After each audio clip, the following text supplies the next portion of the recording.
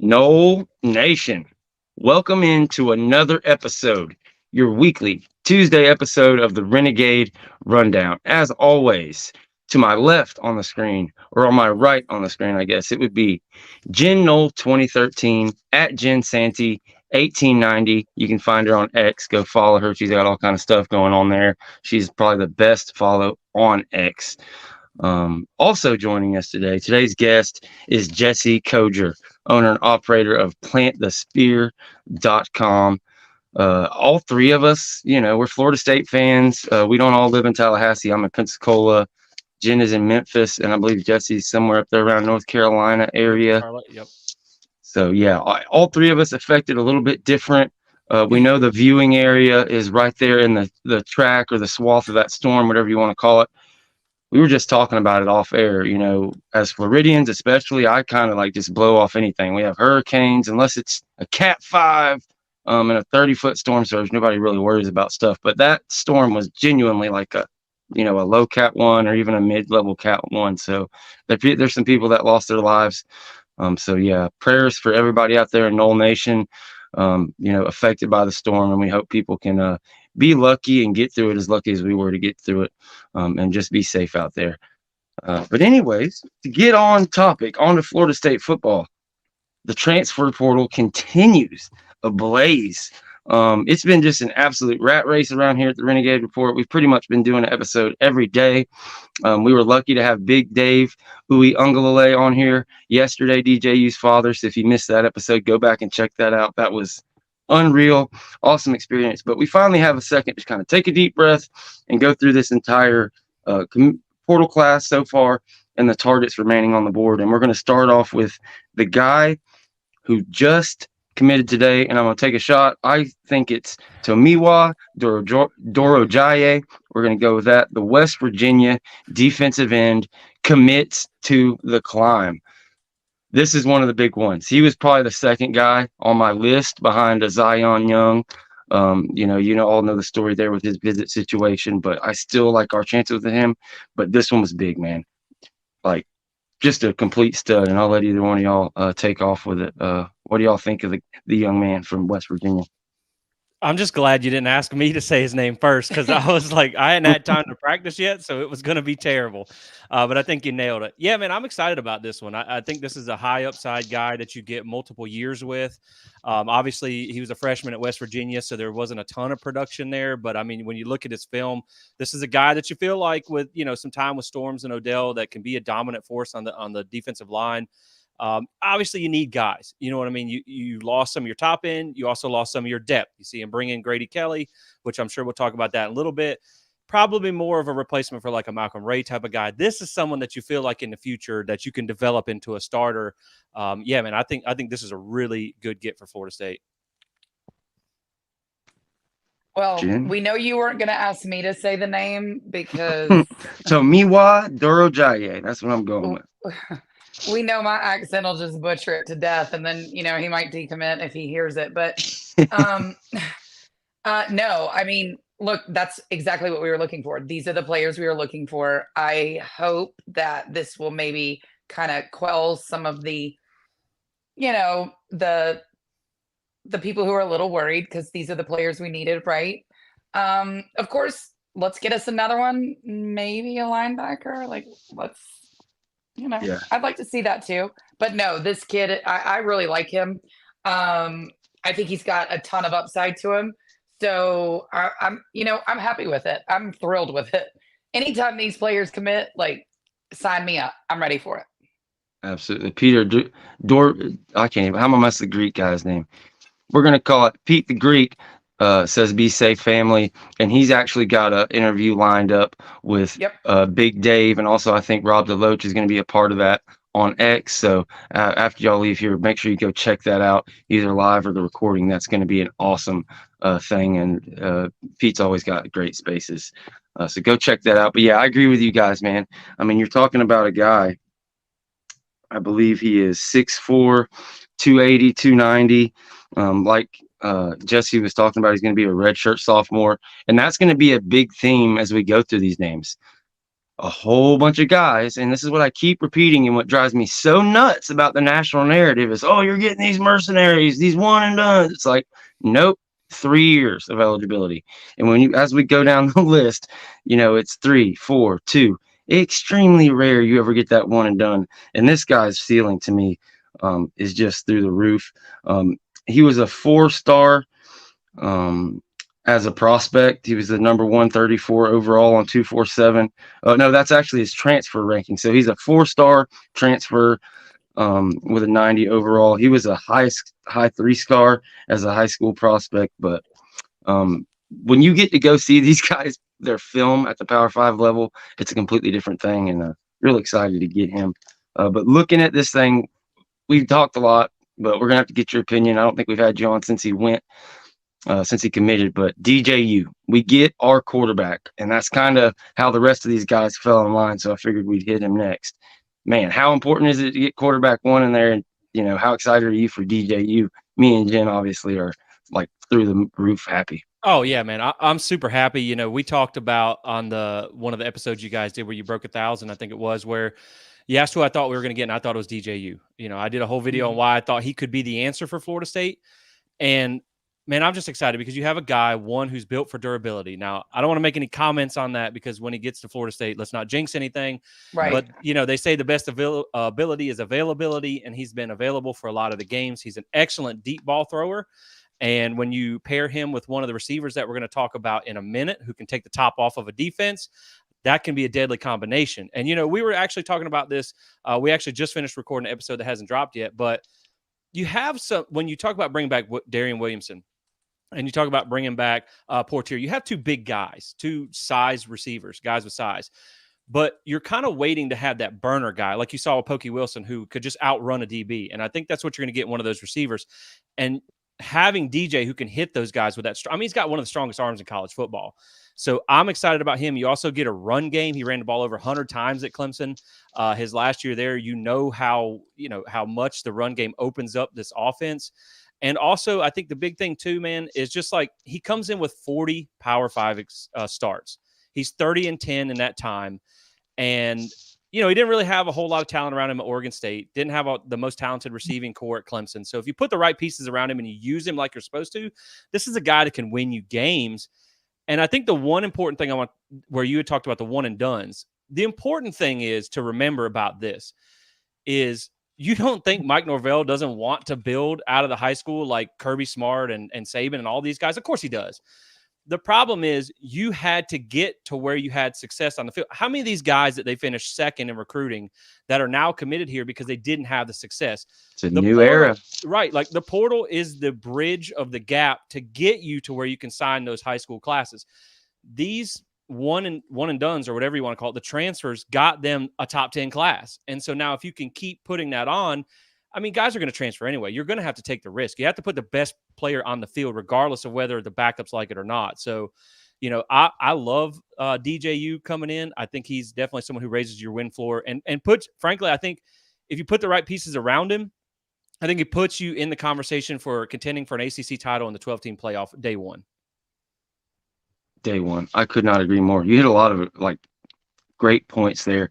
Absolutely kill him with those breakdowns. And that's, it goes against that national conception or perception like I was talking about. And you hit the nail on the head when you said, you don't think Mike Norvell wants to get it out of high school? Yeah, we, for the doom and gloom people out there, we did go from number 20, number 18 classes like that all the way to number 9. And just for the record, as we keep going through I believe it's 9 commits we've got so far, Florida State jumps to number 5 in the transfer portal rankings, which is pretty unreal, not even being on the board. And then you land, 6-7 guys in a matter of 2 or 3 days and just, absolutely jump through the screen. I believe you were talking about Malik Benson. Yes, sir. As far as that one blow the top off a defense guy. You talk about a guy, I believe it was what's the guy who did it? Anyways, one of the old 247 guys, I believe he works at CBS Sports now, was talking about seeing him play in the practices for the playoff game. And they said he was like the best wide receiver on the field. He just, was waiting for his turn. He was young. He was, if people don't know, he was the #1 overall JUCO prospect from the past year. You get him in here, and he has the potential to be one of these guys that just comes in and takes over the entire group. So I'm really curious to know, how you feel on him. Yeah, I think when you look at Benson, this is a guy I'm really excited about it, man. This is 6'1", 195, like you said, #1 JUCO player in the nation coming out, 4-star transfer. And the first thing I want to say is, like, he came from Hutchinson Community College, which is kind of like a powerhouse at the JUCO level. So I know it's still JUCO, but again, that's a really good program. They were 11-1 his last year there. If you want to go that route, like, look at the last guy we took that went the JUCO route to get his stars. He turned out to be a first-round NFL draft pick, Jermaine Johnson. But this is a guy that had over 100 catches in the 2 years that he was there, over 2,000 receiving yards, 21 touchdowns in 2 years. His freshman year, he averaged 112 yards a game. I'll take that all day long. And so this is a guy, again, like, that has a lot of talent. And then you look at what he did at Alabama. He started 6 games, appeared in all 14, only 161 yards and 1 touchdown.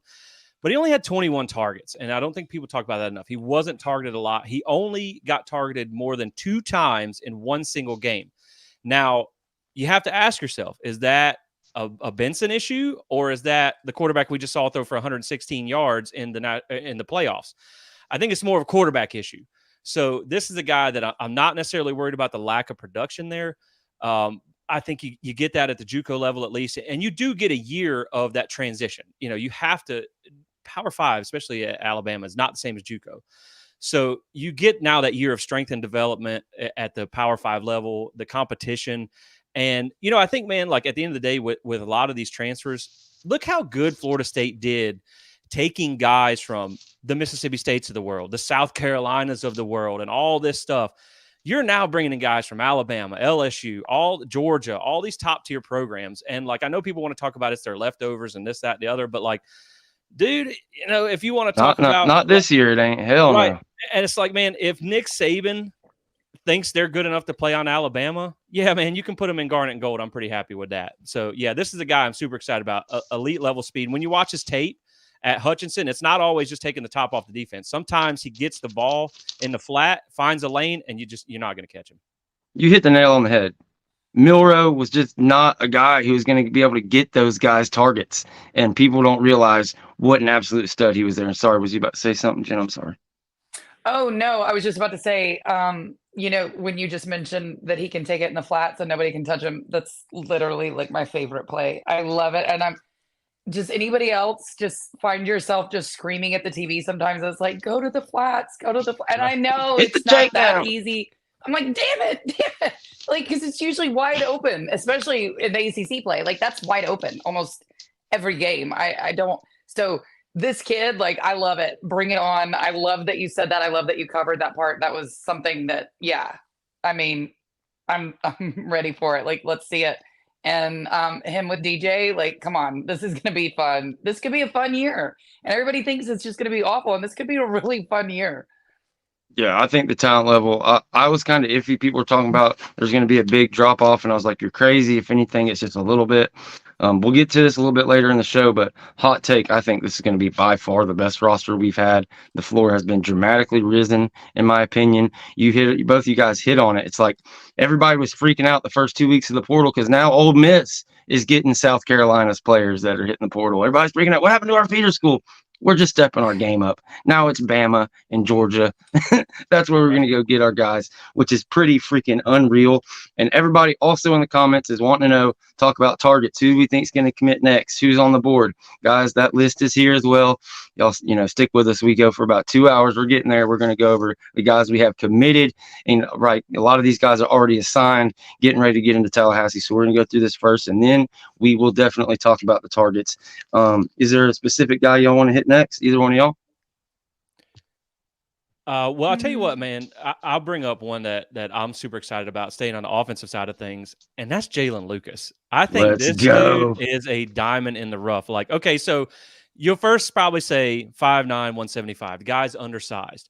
But I think it's no coincidence that he's the brother of Ja'Kai Douglas, another guy who doesn't have a lot of size, but is deadly in space. And when you turn on the tape for Jalen Lucas, watch out. I mean, this guy has, not only does he have burner speed, but his change of direction is next level. Like, he will leave your ankles somewhere way over there because that dude can cut and break. And, again, 3-star out of high school. It comes from Edna Carr, by the way, same place where Destin Hill came from. So a good high school program there. But when you look at the production at the running back, around 270 yards 2 years in a row, 2 touchdowns on each season, not super impressive there, but you're not bringing him in for that. You know what I mean? Now, he did have 247 receiving yards out of the backfield as well. So he does have the ability to do some things in space like we talked about. But, man, that kick return ability is going to be next level. And watch out. Like, you think about the days, and I know he was a punt returner, but you think about the days when he had Greg Reed standing back there. Mm-hmm. And, like, you had to hold your breath every time a return man like that touched the ball because you knew good and well he could break one in any minute. And so with the kick returns, he led the Big Ten in kick return yards, touchdowns, and yards per return the last 2 years, led the country in kick return touchdowns in 2022. And he was a first-team All-American as a return man. So this is going to be exciting. And I will say one thing too, man, which is kind of crazy. As excited as we are for him, I looked it up, and Deuce Spann actually averages more yards per return than Jalen Lucas. So having those two guys back there is going to be electric. But it couldn't be funnier to watch them both back there. You got one guy who's 6'4" and one who's 5'9". It's going to be kind of the opposites. Maybe Deuce can like put Jalen in his pocket and then do like a reverse off of that. But man, elite level returner, and I'm excited to see him as well. Yeah, this is one. Go ahead. Oh, sorry. I was just gonna say, yeah, it's the return. It's the return game for him. For me, we watched Keon Coleman do it, and it was just so fun to watch. And now we've got somebody back there that. Oh, are you really gonna bring that Whataburger cup up and make me hungry? That's what I'm sorry. I see it. I had to have dinner. I'm kidding. Yeah, it's the return game for me with that kid. I mean, like, and he can catch it and then he can bring it out and like, let's do it. I'm ready. Another guy, he's a junior, so he's got 2 or 3. I think he would have missed out on the COVID year, so probably just 2 years, but still multiple years of eligibility. And he really reminds you a lot of Ja'Kai Douglas, really does, plus that return game. But as a running back, he's a beast. He's one of these guys that Mike Norvell's just going to have a field day with, running, wheel routes out of the backfield, sliding him over to the slot, out of motions, putting him back there in 2-back situations. Good question right here from Corey Watkins. George, do these players count towards the 2024 class, or is the portal separate? So you have you're supposed to sign 25 guys out of high school every year. That's kind of separate. But after you get your high school guys in, you get all your portal guys in, it's one limit of 85 scholarship players. So that's what it comes down to, basically. You have to get under that 85 limit. But, Corey, you don't have to get under that until going into fall camp.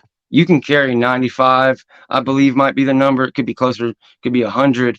But you can be over, kind of similar to these NFL camps, how they don't have to cut it to 53 until so close to the season. It's the same thing in college football. So currently, I believe we may be at about 87, 88 scholarships currently.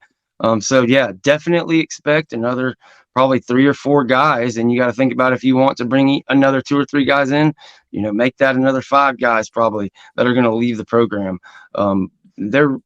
Mike Norvell's honest with these exit interviews. So you're going to get this whole, you're going to get 9, 10, 11 guys in.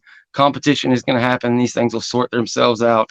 They'll get under 85, but the floor has been risen to such a level to where it's going to start to hurt when you see these guys go. It's going to feel bad even, but when you see where they go, it's just, it's going to be loud on moves or down. We're getting exactly what we wanted. We're replacing 3 stars with 4 stars and 5 stars, an absolute beast, and you love to see it. But as we move down the list, we might as well hit this one first. It's got a bit of a cringe factor. We'll let Jen take this one. How are you feeling about us taking Devontae Brown being from Miami? Well, he's a walk-on. And so it's not something. Is that true? Yeah. That's what he really came in as a PWO. I'd heard rumors. Yeah. I hadn't talked to anybody with the staff to confirm it though, but that's a guy you were desperate for. I'm sorry. Here's the thing. I'm going to look at this as a troll opportunity. Look, if Florida State gets something out of this kid that those losers down south couldn't bother to do, look, I'm just gonna be, you're not gonna be able to control me, because I'm gonna do this whole development crap that those idiots have been doing. I'm looking at it as a troll opportunity. Good for the kid if that's really where he wants to be. I think that's where he wanted to be last year, right? Something happened with that. Maybe it was his little brother. Maybe it was, I don't know. But I'm all for kids who want to be here. And if he really wants to be here, he took a power walk-on spot. So I'm good with it. And I'm looking at it as an opportunity to continue to make fun of the Canes. And I will do so. And absolutely, Kev. I mean, when you look back last year, you had a guy like C.J. Campbell, same situation. He didn't have a scholarship, but I guarantee you his NIL package covered his scholarship and then some. It's something that these elite teams are going to be able to do, because I think it's with practice squad players, you basically get to a 105-man roster, and if you stack those walk-ons with these, replacement level players that you're paying, man, that's an advantage. And that's the kind of shit you can do when you go to the Big Ten and you're getting $80 to $100 million every year. Not that money would go directly to it, but I think we could see that change before long. They just need to make these guys employees. That way we can, they can actually talk about tampering and stuff. But I digress. Moving down the line, one of the more exciting guys on the list, Earl Little Jr.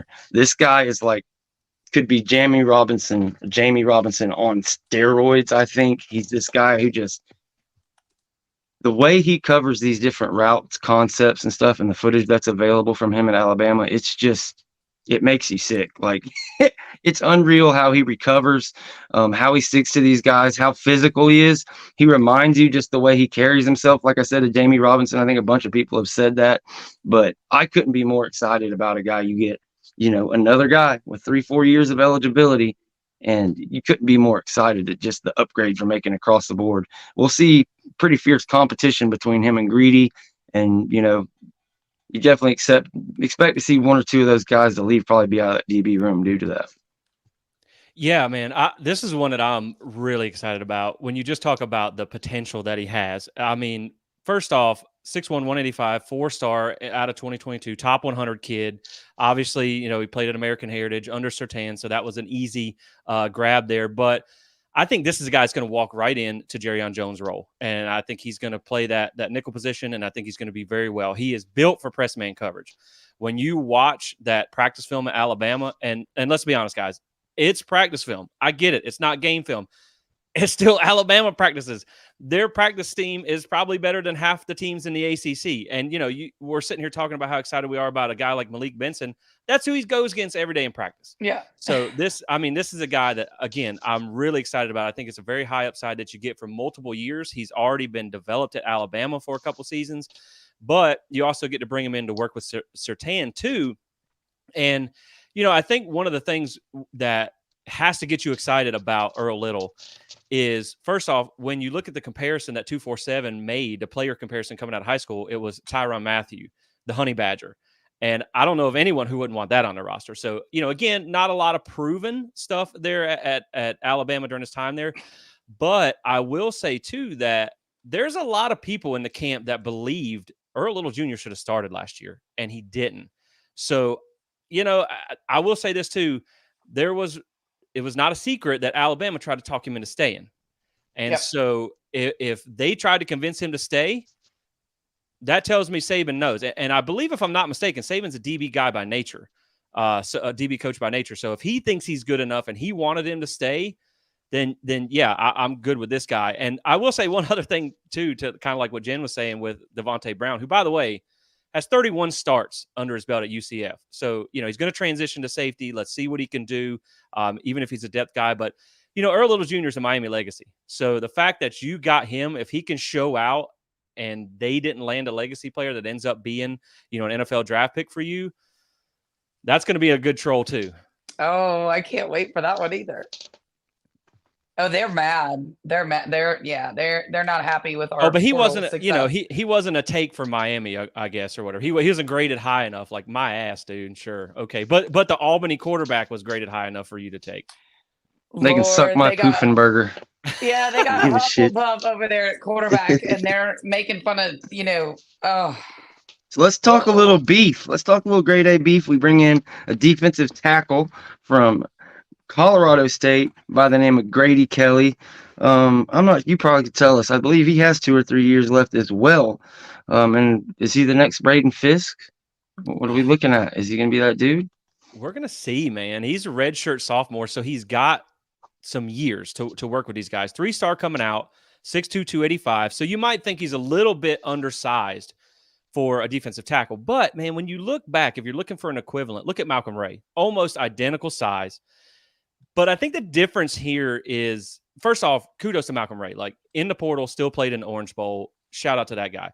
But I think with Malcolm Ray, you just you had reached your ceiling. You knew what he was, and, he moved on. So even if this guy turns out to be a Malcolm Ray replacement in the depth aspect of things, you're probably getting similar there. 35 tackles last year, 6.5 tackles for loss, 1.5 sacks. But the fact that you have 2 years left also tells you that there could be potential untapped upside that maybe you didn't have in Malcolm Ray.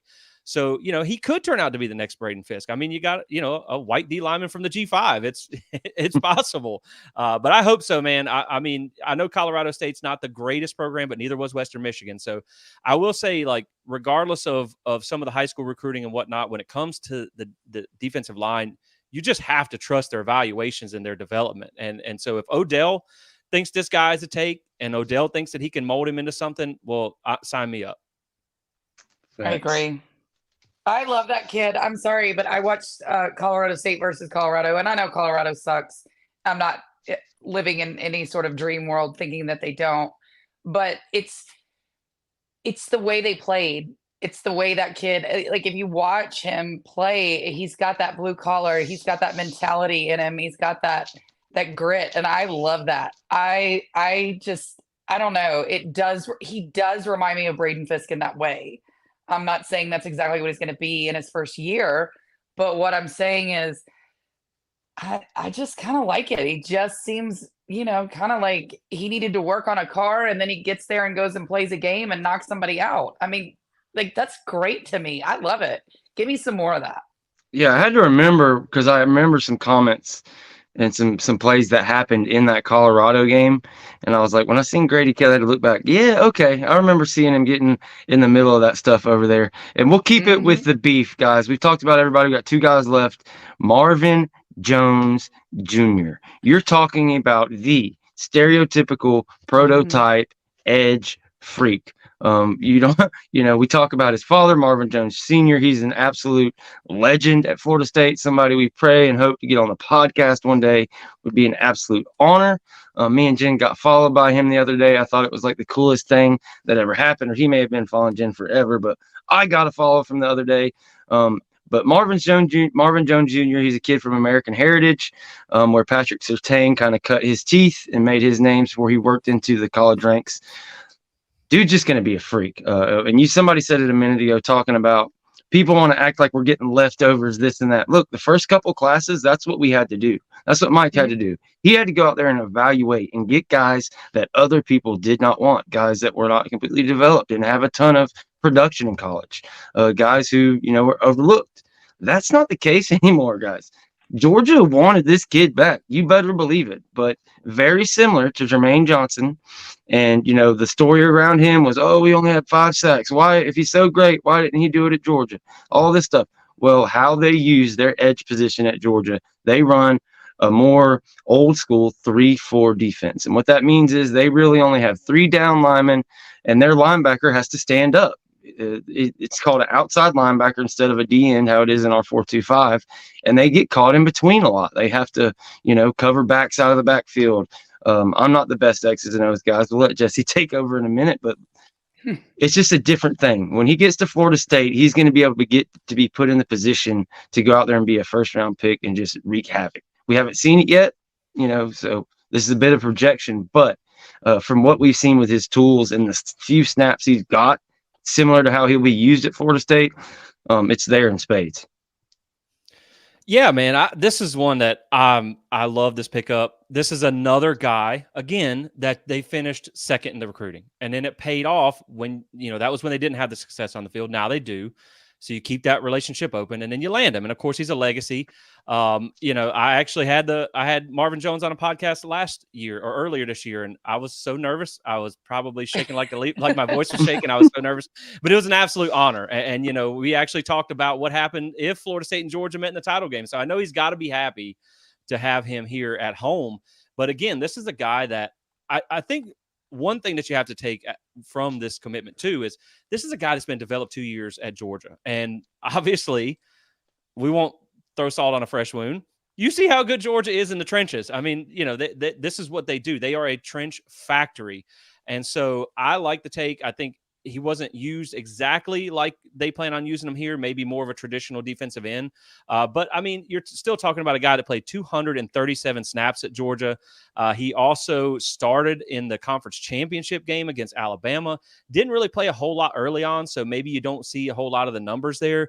But if they trusted him to start an SEC championship game, then, this is a guy that I like as well. He was obviously a five-star coming out of high school, and you get multiple years with him again.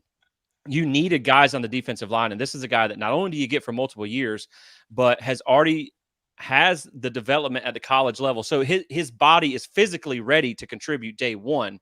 It's just getting him up to speed on your scheme. So to me, man, this is a no-brainer take. I mean, again, it's people can point to the production and all that stuff, but would you rather have the five-star guy who has multiple years and brought in from a program like Georgia, or a high school guy where it's a complete guess? You can at least turn on that film and see what he's been able to do.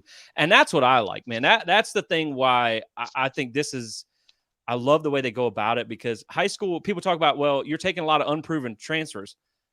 I mean, what is high school recruiting? Totally unproven. Everyone. Exactly. So yeah, man, the fact that he's a take in the trenches at Georgia, it tells you all you need to know. And then to have that bloodline of Marvin Shade Tree Jones, man, this is a home run hit. And I think he's going to be, again, look at Jermaine Johnson. You had a guy who was kind of a rotational edge piece from Georgia, came in and played his way to a first-round NFL draft pick. So I think he's going to have an instant impact, and I think he's going to be a big part of this defense next year.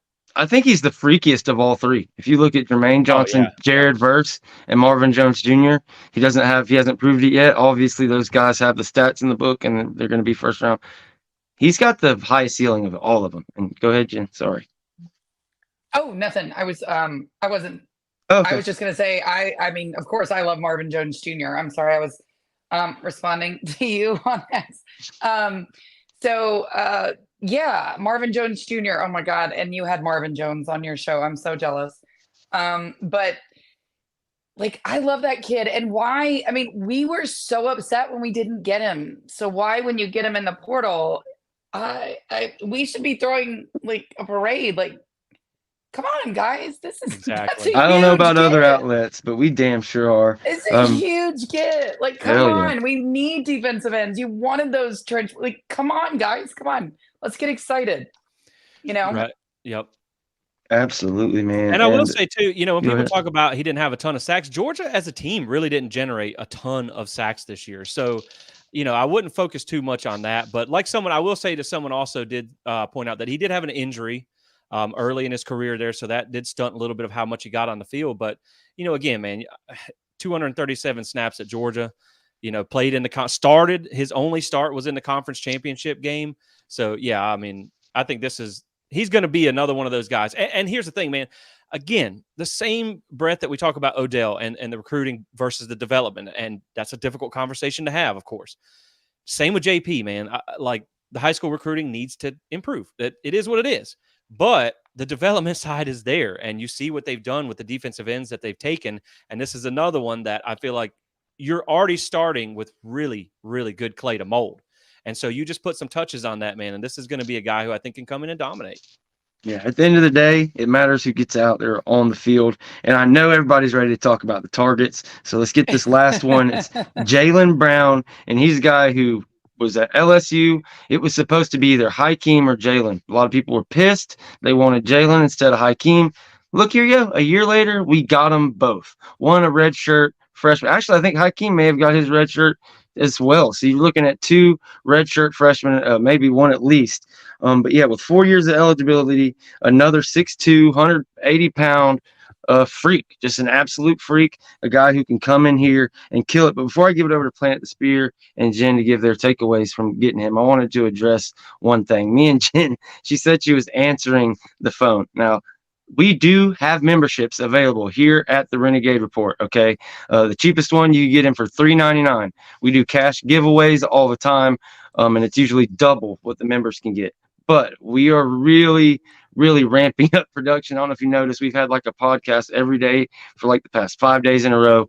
We've got some really big names on the hook. We may be announcing a big one before this show's out. We will see.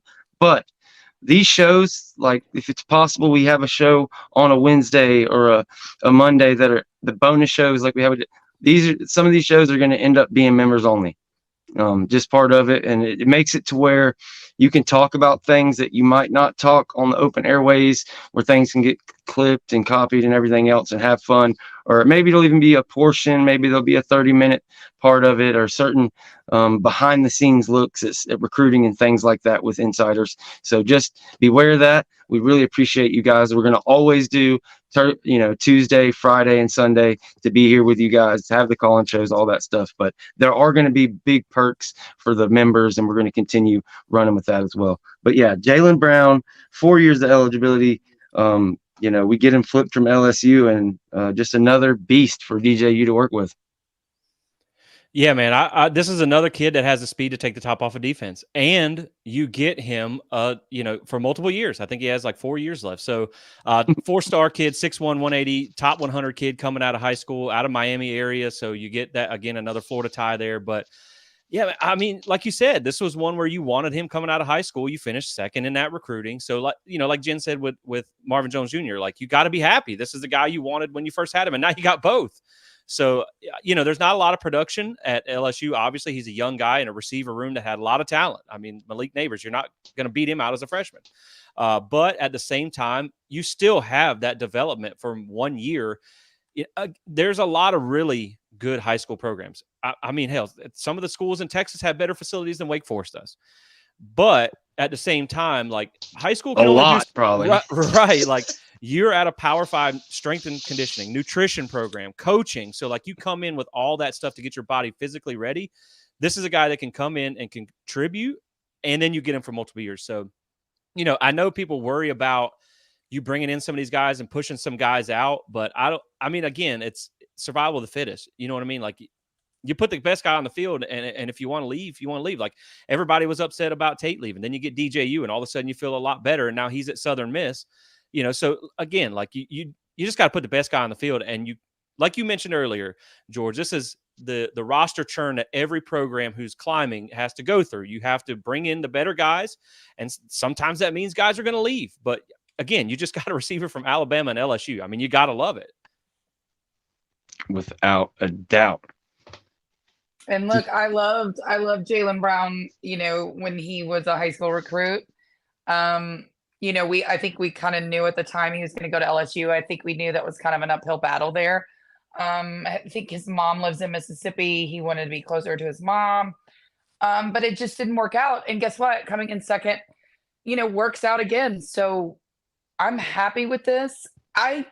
I'm sorry, but watching us go into that Pittsburgh game down 7 wide receivers, I don't know why anybody would ever not just want to just keep adding on to that room, because almost running backs is almost the easier, they get hurt almost the most, but so do wide receivers now, especially, these hits, these kids get hurt.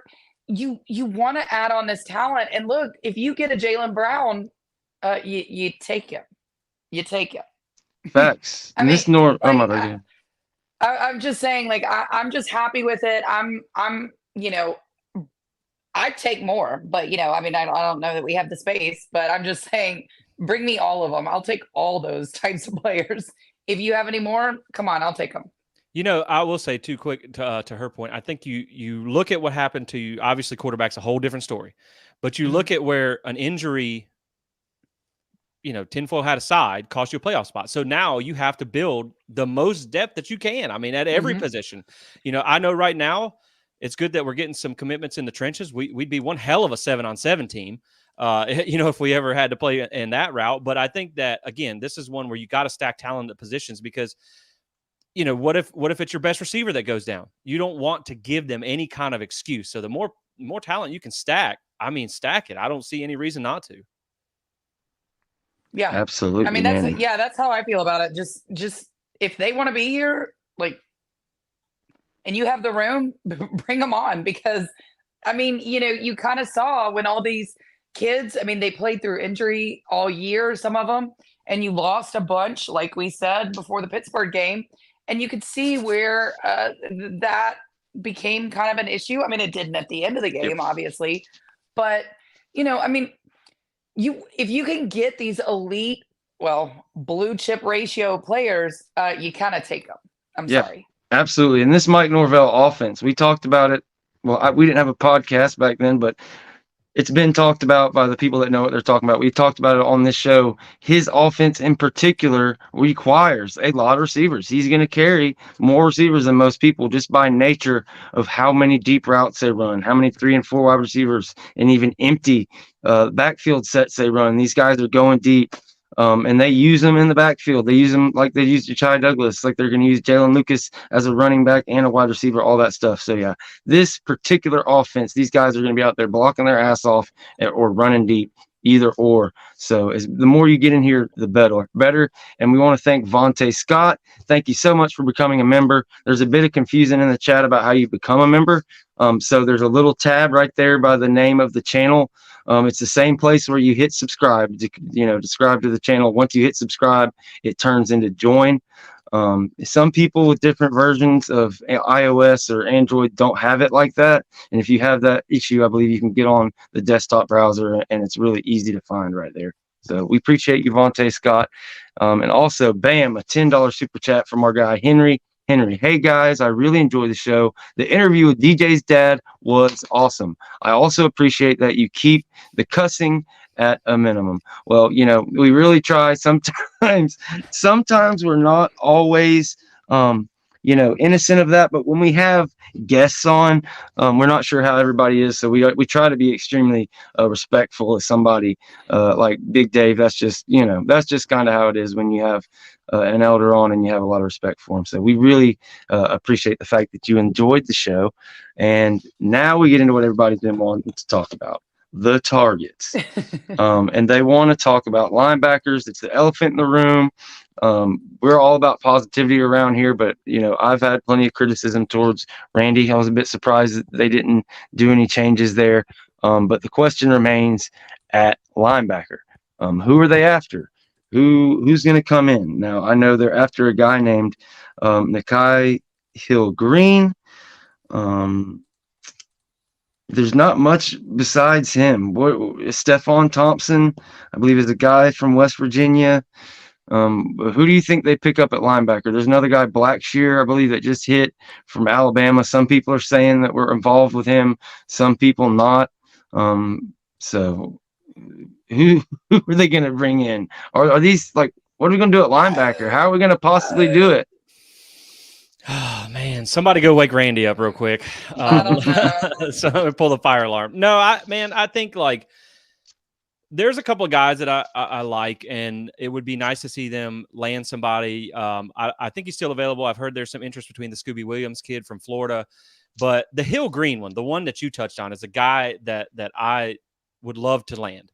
I know people hear UNC Charlotte at first and think, I don't know about that. But keep in mind, this guy, first off, 6'2", 232 with a linebacker neck. And if you know what I'm talking about, the dude's just chin to shoulders here.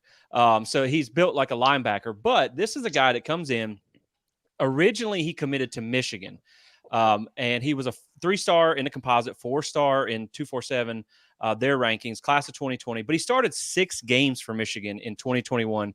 He played 28 snaps in the Big Ten title game that year and 28 snaps in their playoff game.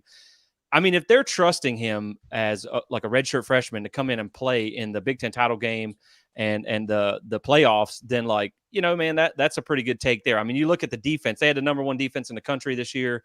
Granted, I think that's because they played a bunch of crappy Big Ten offenses. But he also started 7 games for UNC Charlotte. Obviously they're past it in cross, but Atkins was at UNC Charlotte before he came here, so there's a little bit of connection there. You would hope that this one would happen a little bit faster than it did. He's already visited on campus, kind of concerned that it's taken so long to maybe get a commitment out of him. But if you can land him, I think this is one that I like, and I don't think that's enough. I think you're going to need more, but I think he would be a good start. I think there's some guys that maybe haven't hit the portal yet. I think this is one of them, unfortunately, may carry over, and we have to get somebody after spring. But yeah, there's not a ton there. And I misspoke. Stephon Thompson, somebody corrected me, is actually from Syracuse. What's Jen hearing? What's the word on the streets on linebacker? Is there anybody in particular you're hoping they can get in? Or I was kind of thinking people were feeling good about the Charlotte one, or the UNC Charlotte one, but since it hasn't happened, that's really the only thing I've heard. I don't know, guys. Like I just haven't. I'm not. I know people think I'm kind of a shill for the staff. I understand that. I do love the staff. And I think they can develop, but I would like to see a linebacker actually commit. It would be nice. It would be nice. I wish I could lie to you and say I've heard something. I just haven't. Yeah, and Kendrick Blackshire is the guy from Alabama that just hit the portal. So there's 3 guys that I believe they're targeting. We'll see what happens, but I have heard the Blackshire kid. There is some interest there. I know some people were concerned that he didn't get on the field a whole lot at Alabama. You got to look at our linebacker room versus theirs, guys. I mean, the thing is, like, you feel great about Blake Nicholson. He has all the upside, not a lot of experience. Of course, it hurt when you lost Lundy because he was going to be your most experienced starter there. You just don't have anything behind him. Like, you don't even have a lot of talented high school kids to bring in. So, like, you need bodies at this point, like regardless of whether they're outstanding or not. And of course, a whole side conversation, Florida State likes to play primarily a 4-2-5 defense. If you had to, gun to your head, pick a weakness, it's going to be linebacker all day long because it's the opposite of receiver. It's right. As much as like the same thing where it's like a deal where you're like, oh, well, we're carrying so many wide receivers. It's the same thing with linebacker. It's like, oh my gosh, we have no linebackers. But at the same time, like, look at this year. We had 2 guys and that's pretty much it. Like Omar Graham Jr., I think he takes a lot of heat that he doesn't deserve. I think he's going to take some steps and end up being a better guy. I think a lot of people forget how DJ Lundy played his first couple years versus what he looked like last year. Okay. So there's one thing. Like Nicholson takes a lot of heat because he wasn't physically ready for those run, defenses or offenses he faced against Georgia. And in that, it is what he's young. But what I saw from him in person at the 3 games I went to in coverage, unreal. The guy's going to be a beast down the road. He's just a little young. So it's like, yeah, like you're hearing us all talk about, but if they can get 2 guys in there that are starter level, it could work out. But yeah, it's just, it is kind of it's hard to see it, but look, it's hard to see the whole thing. Some people are just completely freaking out a couple of weeks ago. And then we've signed, 7 guys in just a couple of days. So it'll work out. But yeah, linebacker, if you had to pick the one position where it's kind of anxious about what you're going to see when the season gets here, it's definitely linebacker, and hopefully they get it. But I have faith. I think there's going to be guys that, like I said, I think the guys that end up starting at Florida State haven't even hit the portal yet. That's going to be my prediction right here. We're not big on I told you so's. If we did so, Jen could say I told you so every single time. But one of my main kind of theories around Florida State football, I've written an article talking about how I think Mike Norvell, Derek Ray, what they're doing with their evaluation and the way they're building these rosters, they're just ahead of a curve that the rest of the country can't even see. With this transfer portal thing, it was a necessity the first couple of years. And the people that were talking about, now we're going to have, when it looked like we're going to have a top 3 high school class, we're going to keep our guys. We're going to have to get 2 or 3 out of the portal, maybe 5. I was like, no, like you have to leverage this thing. This staff isn't stupid. They're going to be able to get better and better portal players, like we've talked about, guys that come start for 2 and 3 years, and you just skip the red shirt year. Basically, you skip the the lumps you take. So yeah, 10 to 12 guys is what I predicted before the season. We may have 10 to 12 in the first freaking session here. So I love it, man. It's unreal how high this floor is coming. It's just day by day, just jacking up. Right. I think you make a good point too, that they are more big game hunting now, whereas before they had to take a lot of guys that they just needed bodies. And so now I think you're looking for quality over quantity, and that may take time, to get into battle with some of these guys. That may also be a spring portal session where you get some guys who think they're in the picture and then they find out they're not. And, again, you could say that maybe that's not good, but Dylan Gibbons was one of your best offensive line in the last forever. And he was a guy that didn't make the cut. So yeah, man, I love the way they're treating the transfer portal.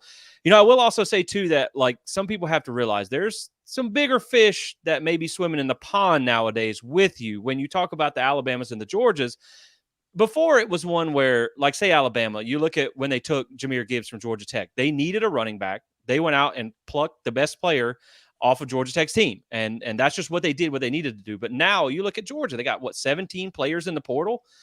They're losing, they're being kneecapped on their depth. So those guys are going to have to start reaching into the portal too, for guys that you may be competing for as well. So, it's going to get tougher to get some of these guys. And plus I also think, everybody crapped on the portal early on, but you see what Mike Norvell did to go from 3-6 or whatever to 13-0. I think there's going to be some people, mainly a guy up in Clemson, South Carolina, which they haven't taken one yet. So, we'll see. But some of these teams are going to see that it has worked, the method that he used. And so they are going to start to probably look at some of these portal guys themselves. Let's talk about it, guys, because it's like, what have we heard for the past 3 years? You can't sustain it. You can't sustain it. How are you going to sustain it? This is just, we heard it in 22. It was, y'all hit your steal and y'all got lucky. You're not going to be able to sustain it. Well, we did it again. It's like, here we go. And now, yet again, we've done it again. And for my money, this is the best portal class we've had, and far and away the most talented roster. Fatal Jedi asks, how many slots do we have left? We talked about it a little bit earlier. You have 85. That's the total roster slots you have to go into spring camp with, go into the season with. But you can carry 95, 100 people throughout. So currently we're at like -2 or -3, I believe, technically, because we got 87 or 88 guys, something like that, maybe 86. But we're definitely over, I believe. So there's going to have to be more people to go. We've got, again, till fall camp to sort that out. And I guess Zion Young is a target that has been brought up. Michigan State defensive end was initially supposed to come visit on the down low. One of the other outlets kind of broke that story, kind of strained it a little bit, but hopes are still high. He still made his visit, was still in tally for a good while. Some people are confident. Some people think he's gone. Look, you've already gotten 2 big-time defensive ends, so it's like, it's basically just going to be a choice on him. But I mean, if he wants to come be a first-round pick, come join the train. So I don't know how y'all are feeling on him. I think too, man, one thing that you're going to see that's big this year is when you see the NFL draft come, a lot of the FSU players get drafted. Again, man, that's selling the dream. Like, that is showing these guys that you can take a transfer in and, they can have a good season while they're here and then go to the NFL. And that's going to help the sell too. So, I mean, Florida State, how are you not a portal destination? I think people are just mad because it didn't happen so fast like it has before. But this is, to say it's not sustainable is crazy, because I looked at, I think it was like 1,000 something kids hit the portal within like the first 2 days or something this year. There's been a lot of 4-star recruits that hit. There's been some jumping in late. So, I mean, you run the risk of certain position groups not having high-level assets that you need every year, but there's going to be players in the portal every single year. There's going to be guys that are going to be really talented, get there, don't get to start like they want. I mean, people got to think too, man. A lot of these kids were told they are the cat's pajamas in high school. Like, they are it. And then they get to a place like Alabama where you sit I'll go beat out that 5-star. Yeah, no, not necessarily the case, my man. So then they hit the portal and there's other opportunities. So I think it's just as sustainable as signing freshmen, overpaying for them, and then they hit the portal and go somewhere else. Miami. Yeah. So I'm right there with you. I kind of feel like these coaching staffs are going to be spread so thin. I'm almost starting to, kind of hear things that recruiting is going to go to the portal for the big time schools. Recruiting in high school, they're going to let them go to the South Carolinas. They're going to let Missouri overpay for them, Miami overpay for them, South Carolina overpay for them, Tennessee overpay for them.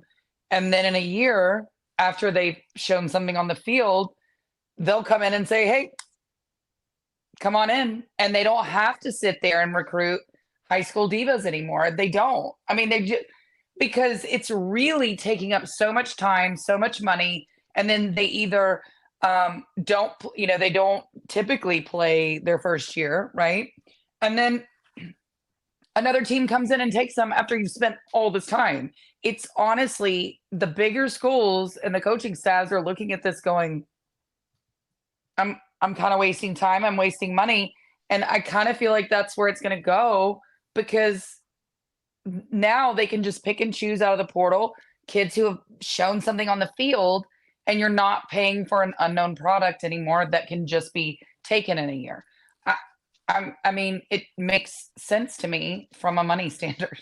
No Well, offense. here's what it does. It shines a light and really enhances what a Mike Norvell does. Because Mike Norvell isn't going to kiss these kids' ass, but he is going to create a relationship with them. He is going to show them the love for them and like a place for them to be successful, and tell them what's going to happen. And so they may let somebody else, talk sweet to them, and they're going to go over there and they'll be like, "Oh shit, this is just like Norvell told me it was going to be. They were lying. They were kissing my ass." So it goes back to that finishing second. And then so you're able to get a guy through the portal that isn't going to come. He's going to be humbled. Then he's going to come to you, not say, "Oh, I need 10 million. I need this. I need that." And you're going to get a guy like Earl Little Jr., Marvin Jones Jr., guys who are coming in, even a DJU, a guy that is experienced and just ready to come kick some ass and win.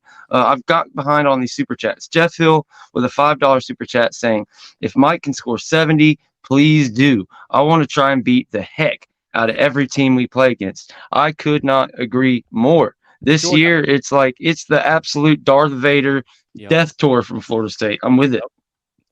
Yeah, I want to say one thing to what Jen said, and this was something that I had mentioned on the show before. I think this is the perfect example of what you're talking about. So first off, Mike, have you ever seen a Lambo parked on the field at Doak? Never. Like he tells you it's going to be the hardest thing to do. So you see the difference in opinions. That's why some kids high school kids commit for the flash, and then they get there and it's not what the picture was painted. But here's a perfect example. So you look at KJ Bolden, the situation. They recruited him for a long time, put a lot of effort into that, recruiting budgets, things like that. Then at the last minute, you have your heart ripped out. He goes to the bigger offer at Georgia. Well, let's rewind. Look at Jamie Robinson, a guy who transferred in from South Carolina. I looked this up before. I think he committed from the time he hit the portal to the time he was committed to Florida State was like 13 days, less than 2 weeks. That's a guy that came in and led your team in tackles 2 years in a row, was an all-ACC player 2 years in a row, and went to the NFL. If I'm a coach, first off, just for your friggin' livelihood, like, I mean, this is, you make $8 million a year, but that's got to be the worst life being a coach and having to, just recruit kids, recruit your own roster, recruit portal. Like, it's a never-ending cycle. But if you can get a guy who's a two-time all-ACC player and led your team in tackles 2 years in a row, and you can land him in 2 weeks for probably cheaper than you spent 3 years and all that stuff, trying to get KJ Bolden in, man, like KJ Bolden could turn out to be the best safety to ever play the game of college football. But you don't know that. You knew Jamie Robinson was a player who could contribute at the college level. Because, again, when you talk about portal versus high school, you're also now recruiting off of college film in most cases when they played. And when you look at some of the high school film, man, go back and watch Arch Manning. Some of the kids that he played against is ridiculous. And so I'm a big fan of the portal. But to me, I thought that was just a really good case scenario that I had in the back of my mind. When you look at the difference between getting a guy like Jamie Robinson in 2 weeks for probably a lot cheaper versus KJ Bolden. So, man, I'm all for it. It's hard to argue with results. And 13-0 says the portal works. 7-6 says playing a bunch of freshmen didn't really get you where you wanted to be. Right. Jeff Hill with another super chat. And also, before I forget, we had another person become a member. So Brad Powers, our friend in Memphis, is a new member. Thank you for joining the group of Renegade the Renegade Report Legion down here. And Jeff Hill with a question. I got a question. How pissed are y'all that you had two lost teams in Texas and Alabama ranked ahead of FSU and the AP poll? Because I'm pissed. I could, to be honest, I don't give two shits about it. I think it's more the fact that they have a 6 goes to prove just how bullshit it was. Because if we really, weren't even good enough to take what we earned and be in the playoff, then we should have been like 12th or 13th something. I think it's a bunch of lily livered bullshit, and they're just going to go with who is in the playoff as your 4 and then rank it after that. So we were going to be behind Georgia, and that's why we're 6. Take it or leave it. It is what it is. But moving on, people want to keep with the beef. They want to talk about the offensive line targets, and I want to start with one that I would just love to get, and it goes right with the theme we're talking about.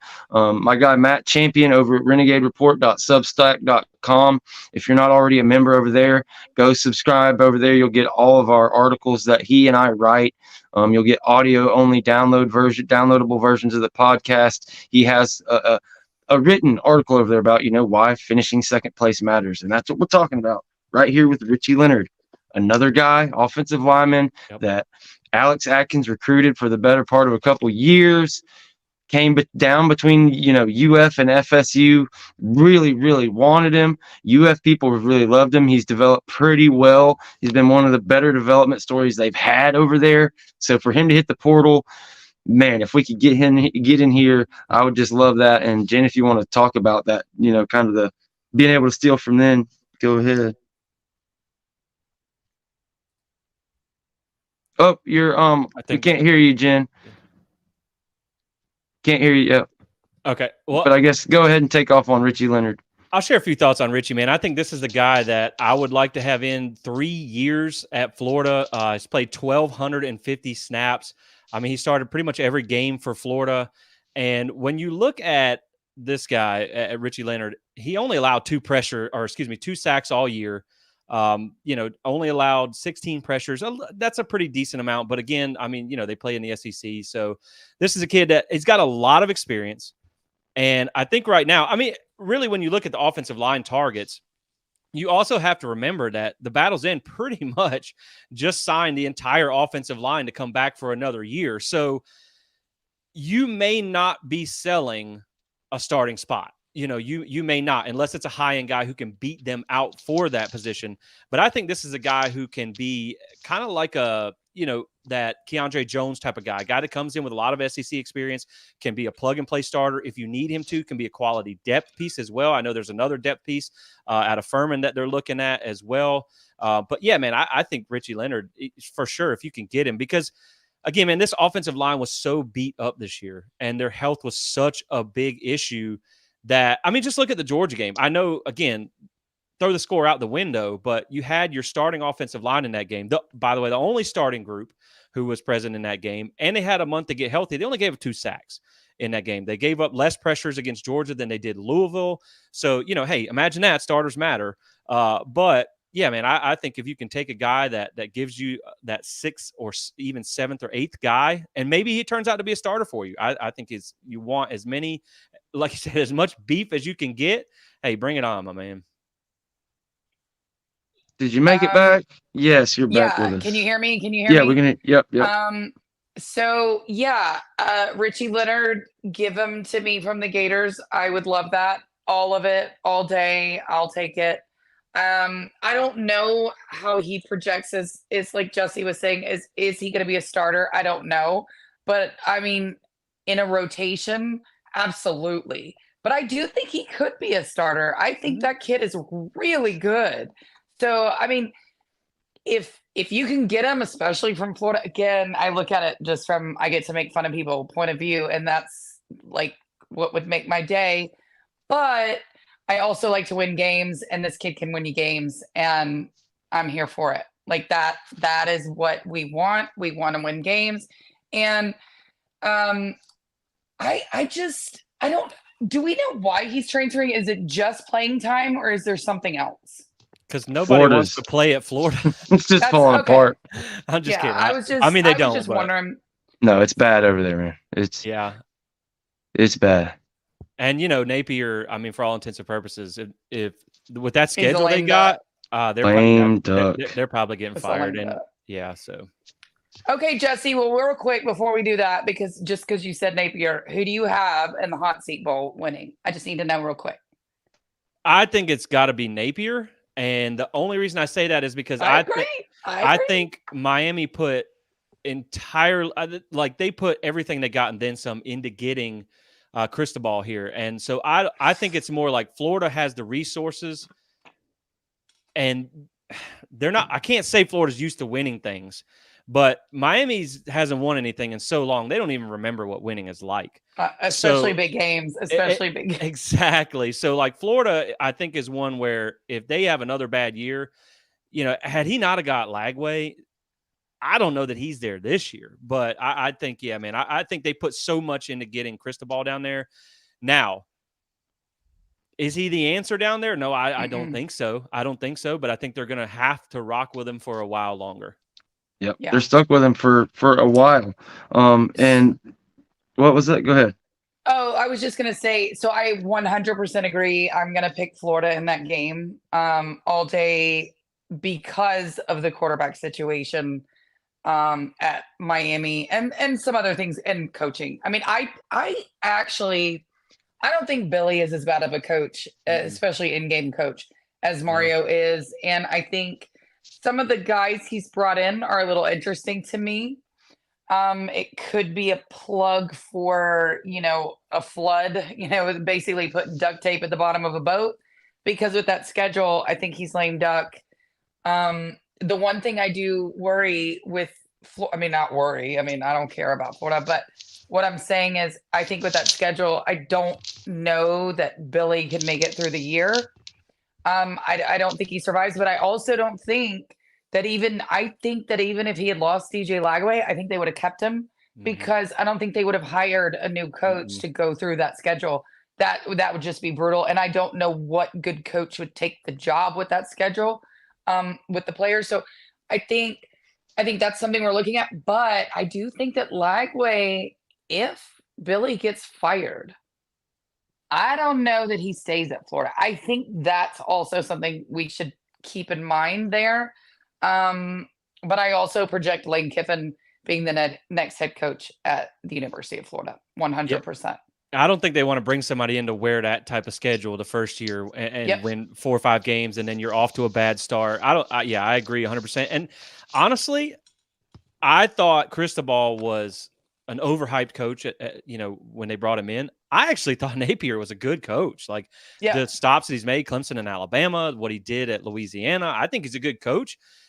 I mean, he inherited a decent roster, when you look at what Mullen left them, but it's just, they just haven't found any success. And I think they had something like 35 players leave the program the first year or something like that. So yeah, it's been tough. Now, someone answer me that you guys probably know more about this than I do, but did the AD at Florida force Billy to hire certain people or keep certain people? Is that how it went? That part, I'm really not sure. But that's a school that they don't have patience for not winning. Yeah, because why did you fire Mullen to begin with? Like, they were competing for the SEC East champion. Maybe you could have got a better defensive coordinator that could have, recruited. I know this isn't a Florida show, but no, I think they fired him because of recruiting. But I will say too, that's the perfect example. Like, you look at Miami, you look at Florida, you look at even Nebraska with Bo Pelini, who they fired him for winning 9 games every year because it wasn't good enough. And now you suck. You know what I mean? So I think this is why it was so important for Florida State to stick with Mike Norvell and let the process play out for once, and it's paid off. And so I think it's good to have patience, but I mean, normally you can tell. I don't think even that Napier's in over his head as much as it's just, it's a brutal schedule the first 2 years, and you were missing some really top end pieces that they need to be able to win against a schedule like that. Yeah, it's going to be nuts. I Go think ahead. they fire the AD first. I think they fire the AD first, and then they fire Billy. That's where I would think that goes. If it happens, who knows? But the other thing I was going to say is, since you brought up Bo Pelini, do y'all remember his Twitter? Mm. Yeah, Oh well, my wasn't him. God. It was a No, troll no, no. I'm account. talking about the fake Bo Pelini Yeah, Yeah, Twitter. that's what I'm Where, I saying. used oh to my be God, trolled.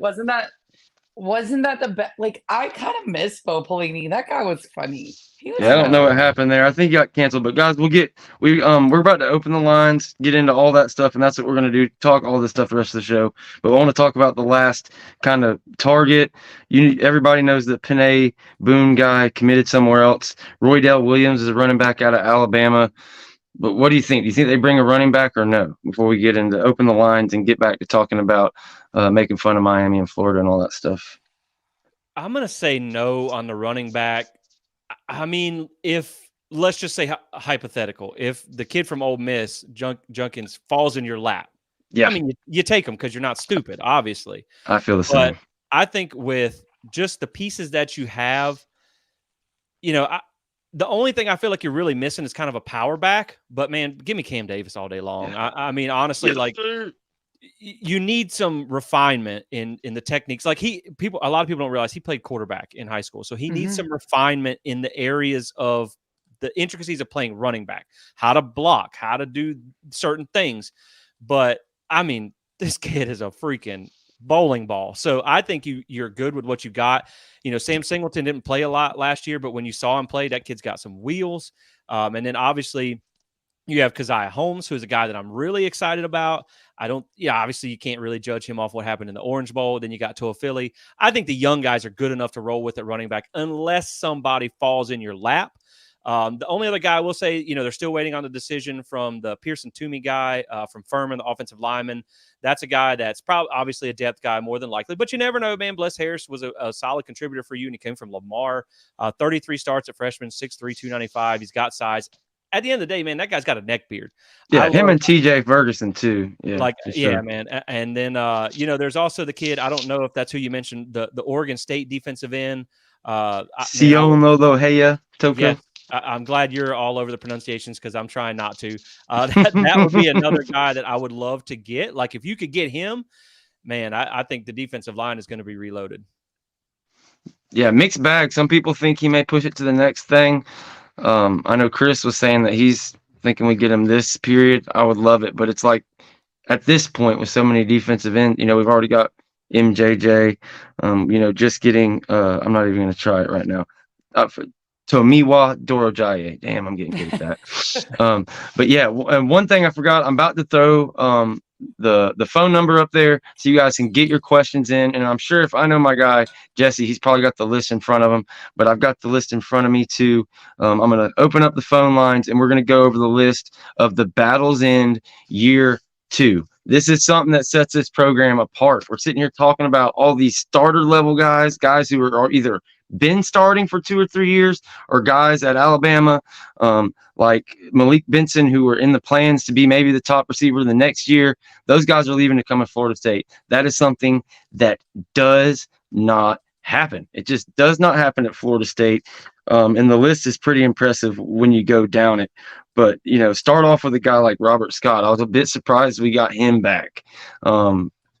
How impressive is it, and either one of y'all take it and just talk about it for a minute, but just this retainment and being able to keep our entire nucleus and just know, like you said, they're able to go out there and just get pieces. Well, I think people have to I think everybody thought the Battle's End went out of business for a minute, but Right. Just let them work, man. They're one of the most successful collectives, maybe not the biggest, but the most successful. And they've never given you reason not to trust them. And so you bring back some important names. Obviously, like AZ Thomas was one of the big ones that you were waiting on. That dropped yesterday. He's switching to number 8. So that's going to be, he's going to be ready to show out. You get Shaheem Brown, Patrick Payton, some important pieces on the defense. But like you mentioned, man, you signed basically your entire offensive line back, with the exception of a few guys. Like I didn't even know, and it's funny because I saw somebody talk about the when will people be done with this COVID year? I didn't even know Byers could play another year, and then he's back. And man, I've been trying to figure out a way too early look at 24 show. And I'm like, this guy's a 6-year senior. And I'm like, okay, well, he's off the list. And then you look at the portal and he transferred somewhere else. So like it's a crapshoot who's got availability. But they've done a great job. I mean, they're getting some guys in, and I think you're going to get more to come online, as they work out these negotiations and they know who's in the portal and who they want to pay for and who they don't. But I will say, man, I think probably the two most underrated names that have been retained by the Battle's End that people might be overlooking is Ryan Fitzgerald, who had one of the best turnaround seasons. Just about to ask y'all about that. And then Alex Mastromano, who was an absolute weapon for you this year. So those are two really, I mean, like you think about it, you have Mastromano back now. You have Fitzgerald back. You bring in Jalen Lucas at returner. Like, we know Mike Norvell has had good special teams in the past. And so, I mean, you're setting up to have another great year on special teams. And those are two big names that I really like. Our freaking special teams is going to be filthy next year. Did you have anything particular? Because I'm going to run through the names and just list them. But if you have any takes before I do that. No, you go ahead. Alrighty, so just to let you guys know, we named a couple of the names, but I just wanted to, roll through all the names that have officially signed back with the Battle's End for next year. And it starts, we're kind of going in reverse order, but Jabril Rawls, sophomore DB. Quindarius Jones, sophomore DB, cornerback. We've got KJ Sampson, a defensive tackle who has taken strides, and from everything we've heard inside the camp, is getting better and better. Omar Graham Jr. returns at linebacker. We just talked about Azaryeh Thomas. He's a guy who I thought was going to be the future lockdown island guy at Florida State, that number one corner. Maybe this is the year he steps up and does it. A guy I've been calling to come back, Kentron Portier, comes back. Please, buddy, keep it healthy for the whole year. I think if he can stay healthy, he can be just what the doctor ordered for a guy like DJU and really kind of finally put off that potential. He's number one. Like he said, Mastromano and Fitzgerald both returned. Jeremiah Byers, a guy who played a lot of tackle and guard for you this year, returns. Darion Williamson, a guy who is, just kind of a depth piece at wide receiver. He got some opportunities, didn't quite make the most of them. Can he step up? Well, he comes back. Keziah Holmes, if you follow the Renegade Report, the Renegade Rundown, me and Jen have been talking about it. Like, I've been bargaining, calling for him to be the guy from week 6 on. I think he's the best running back on the roster. I really want to see him get a bunch of carries along with the freshman coming in. But yeah, super excited that Keziah, and he was the first one to as soon as the season over, he's like, I'm coming back. He's really excited. And I think his exit interview must have been damn good. But also another great young defensive end, Byron Turner Jr., a guy who is a little banged up, hasn't reached kind of his full potential, but who could be a freak off the edge to go along with the two guys he brought out of the portal. Keandre Jones, another, offensive lineman who is just kind of young and finding his legs. He had kind of kind of wobbly legs, but he's gotten better and better since his time at Auburn.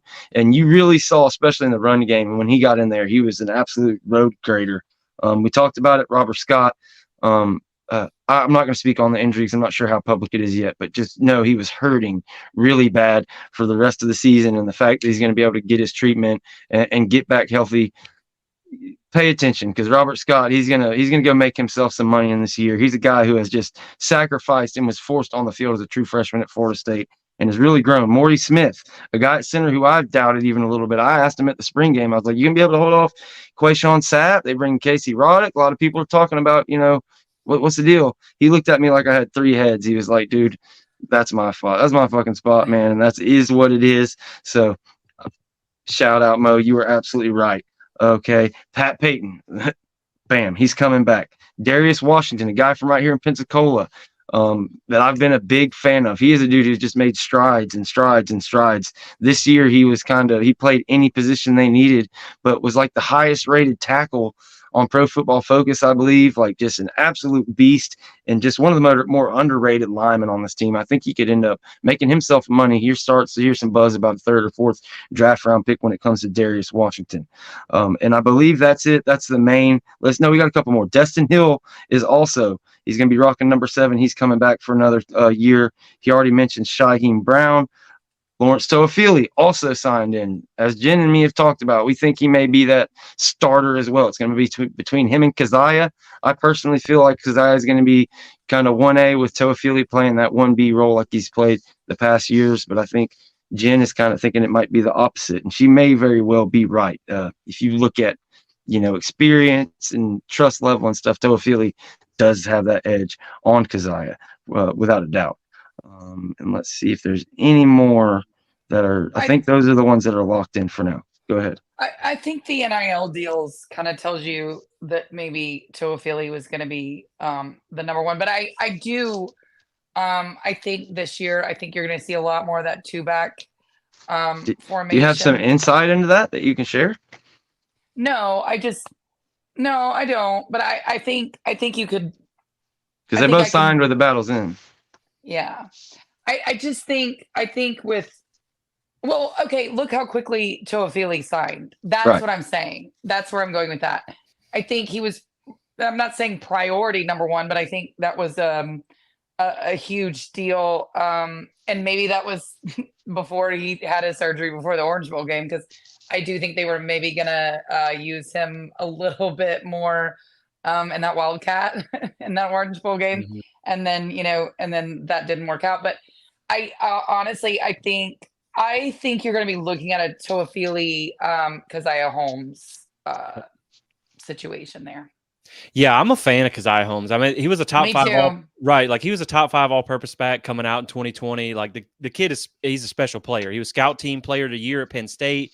He's got multiple years in the system. A lot of people may forget that he did transfer in early, was not able to play in 22. So he's got 2 years in the system here. I think he's an electric player. And when you talk about should they take a running back or not, I mean, if you don't have Toafili and Keziah Holmes, I think you have to at that point, because you're turning too much to young guys. You need that experience in case someone does go down. And even earlier when I mentioned that you don't necessarily have a big power back besides Cam, you also have a 6'4", 252-pound quarterback now who can run quarterback power. So, yeah, I think both of them are good. I think they have similar but slightly different skill sets when you talk about Toafili and Holmes. But I think both of them will be important in the offense. And I'm with you, George, and Jen, you're probably the same way.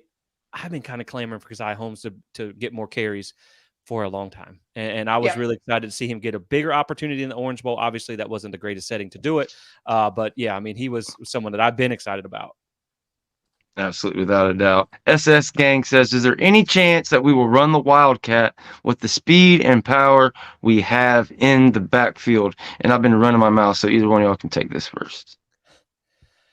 I mean, I think it's going to be a package that's always available. But, I would just say it like this. How much did they run Wildcat when Jordan Travis was healthy?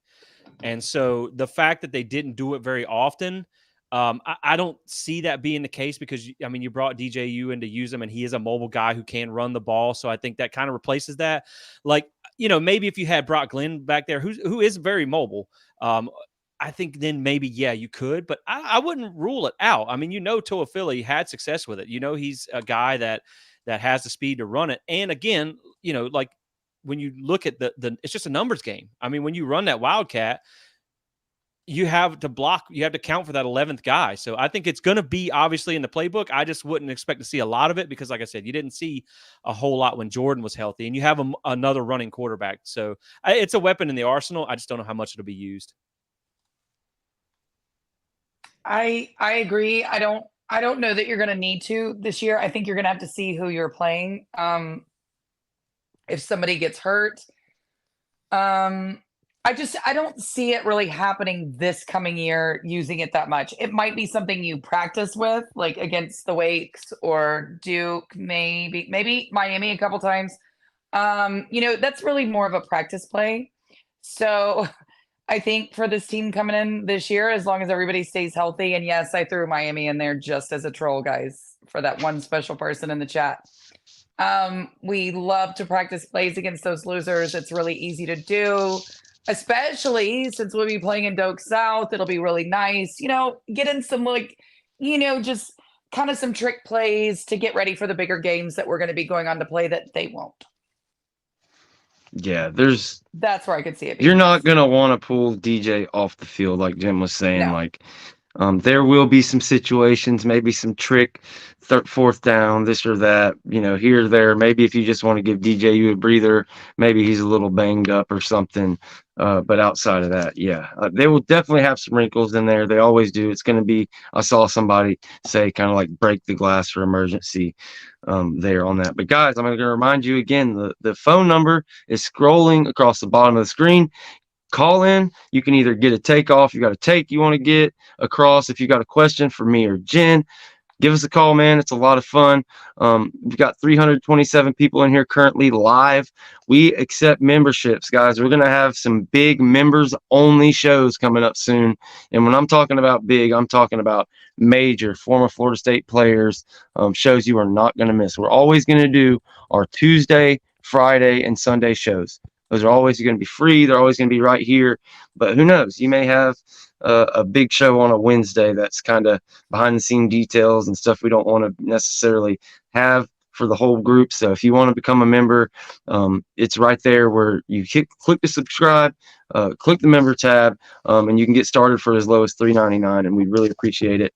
Go follow Jesse Coger at Plant the Spear 1 on Twitter. Go check out his website, plantthespear.com. You can follow Jen at Jen Santee 1890 on X, and then you can get to the rest of her platforms from there. And again, get those questions in, guys. My phone is not ringing. Like, there's way too many of y'all in here. Y'all can't be that shy. Maybe if Jen asks you, you'll call, but call them for some questions. Let's have some fun with this last 35 minutes. If there's anything if you two want to get back on the Florida shit talks, I'm fine. Whatever y'all want to talk about. But man, this is just a lot of fun. How much fun is this shit, man? Jesse, it's been a heck of a ride. You've been coming on the show since the beginning. I think you guys are about to get 1,000 subscribers right here at Plant the Spear on YouTube, right? There's no one or nothing, just at Plant the Spear. Yep. Yeah, we're close, man. We're at like 960 something. I think we're getting real close. Get over there and get the man to 1,000 tonight, guys. Let's make it happen. I would love it, man. Please. I would appreciate it. Oh.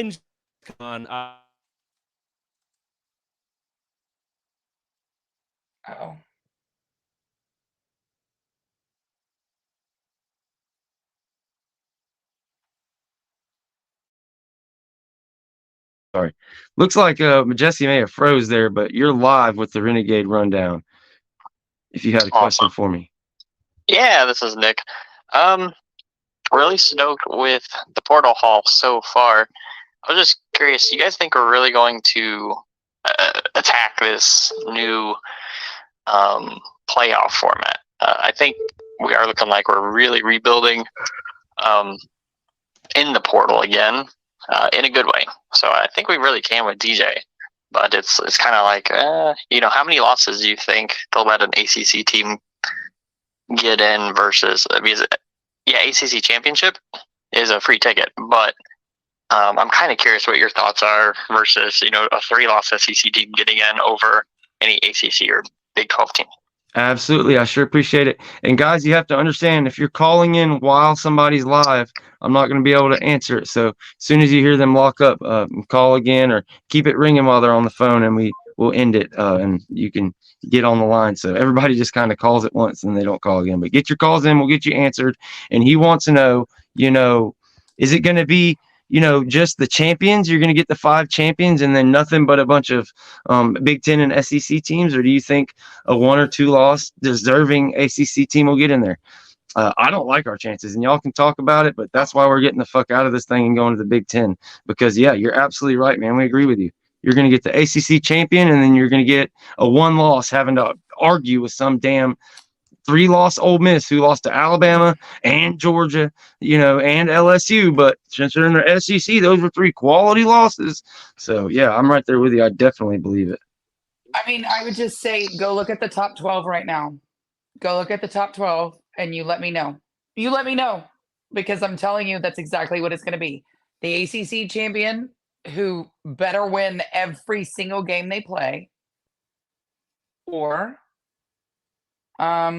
everything else is going to be the SEC, the Big Ten. You'll have 1 G5 school in there, maybe, a Liberty, maybe a Memphis, maybe a, who's another shitty school, Tulsa or something, or Tulane or something like that.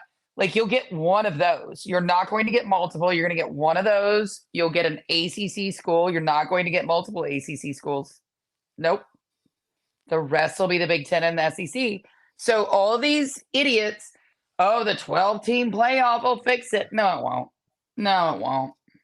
No, I don't think so either. And I apologize for the internet cutting out. We went to the backup plan, so hopefully this doesn't happen. Mine did the same thing as soon as yours did. I was gonna say I don't know if like we're in the midst of the storm or whatever, but hopefully that's fixed. We're on the backup plan now. But I agree.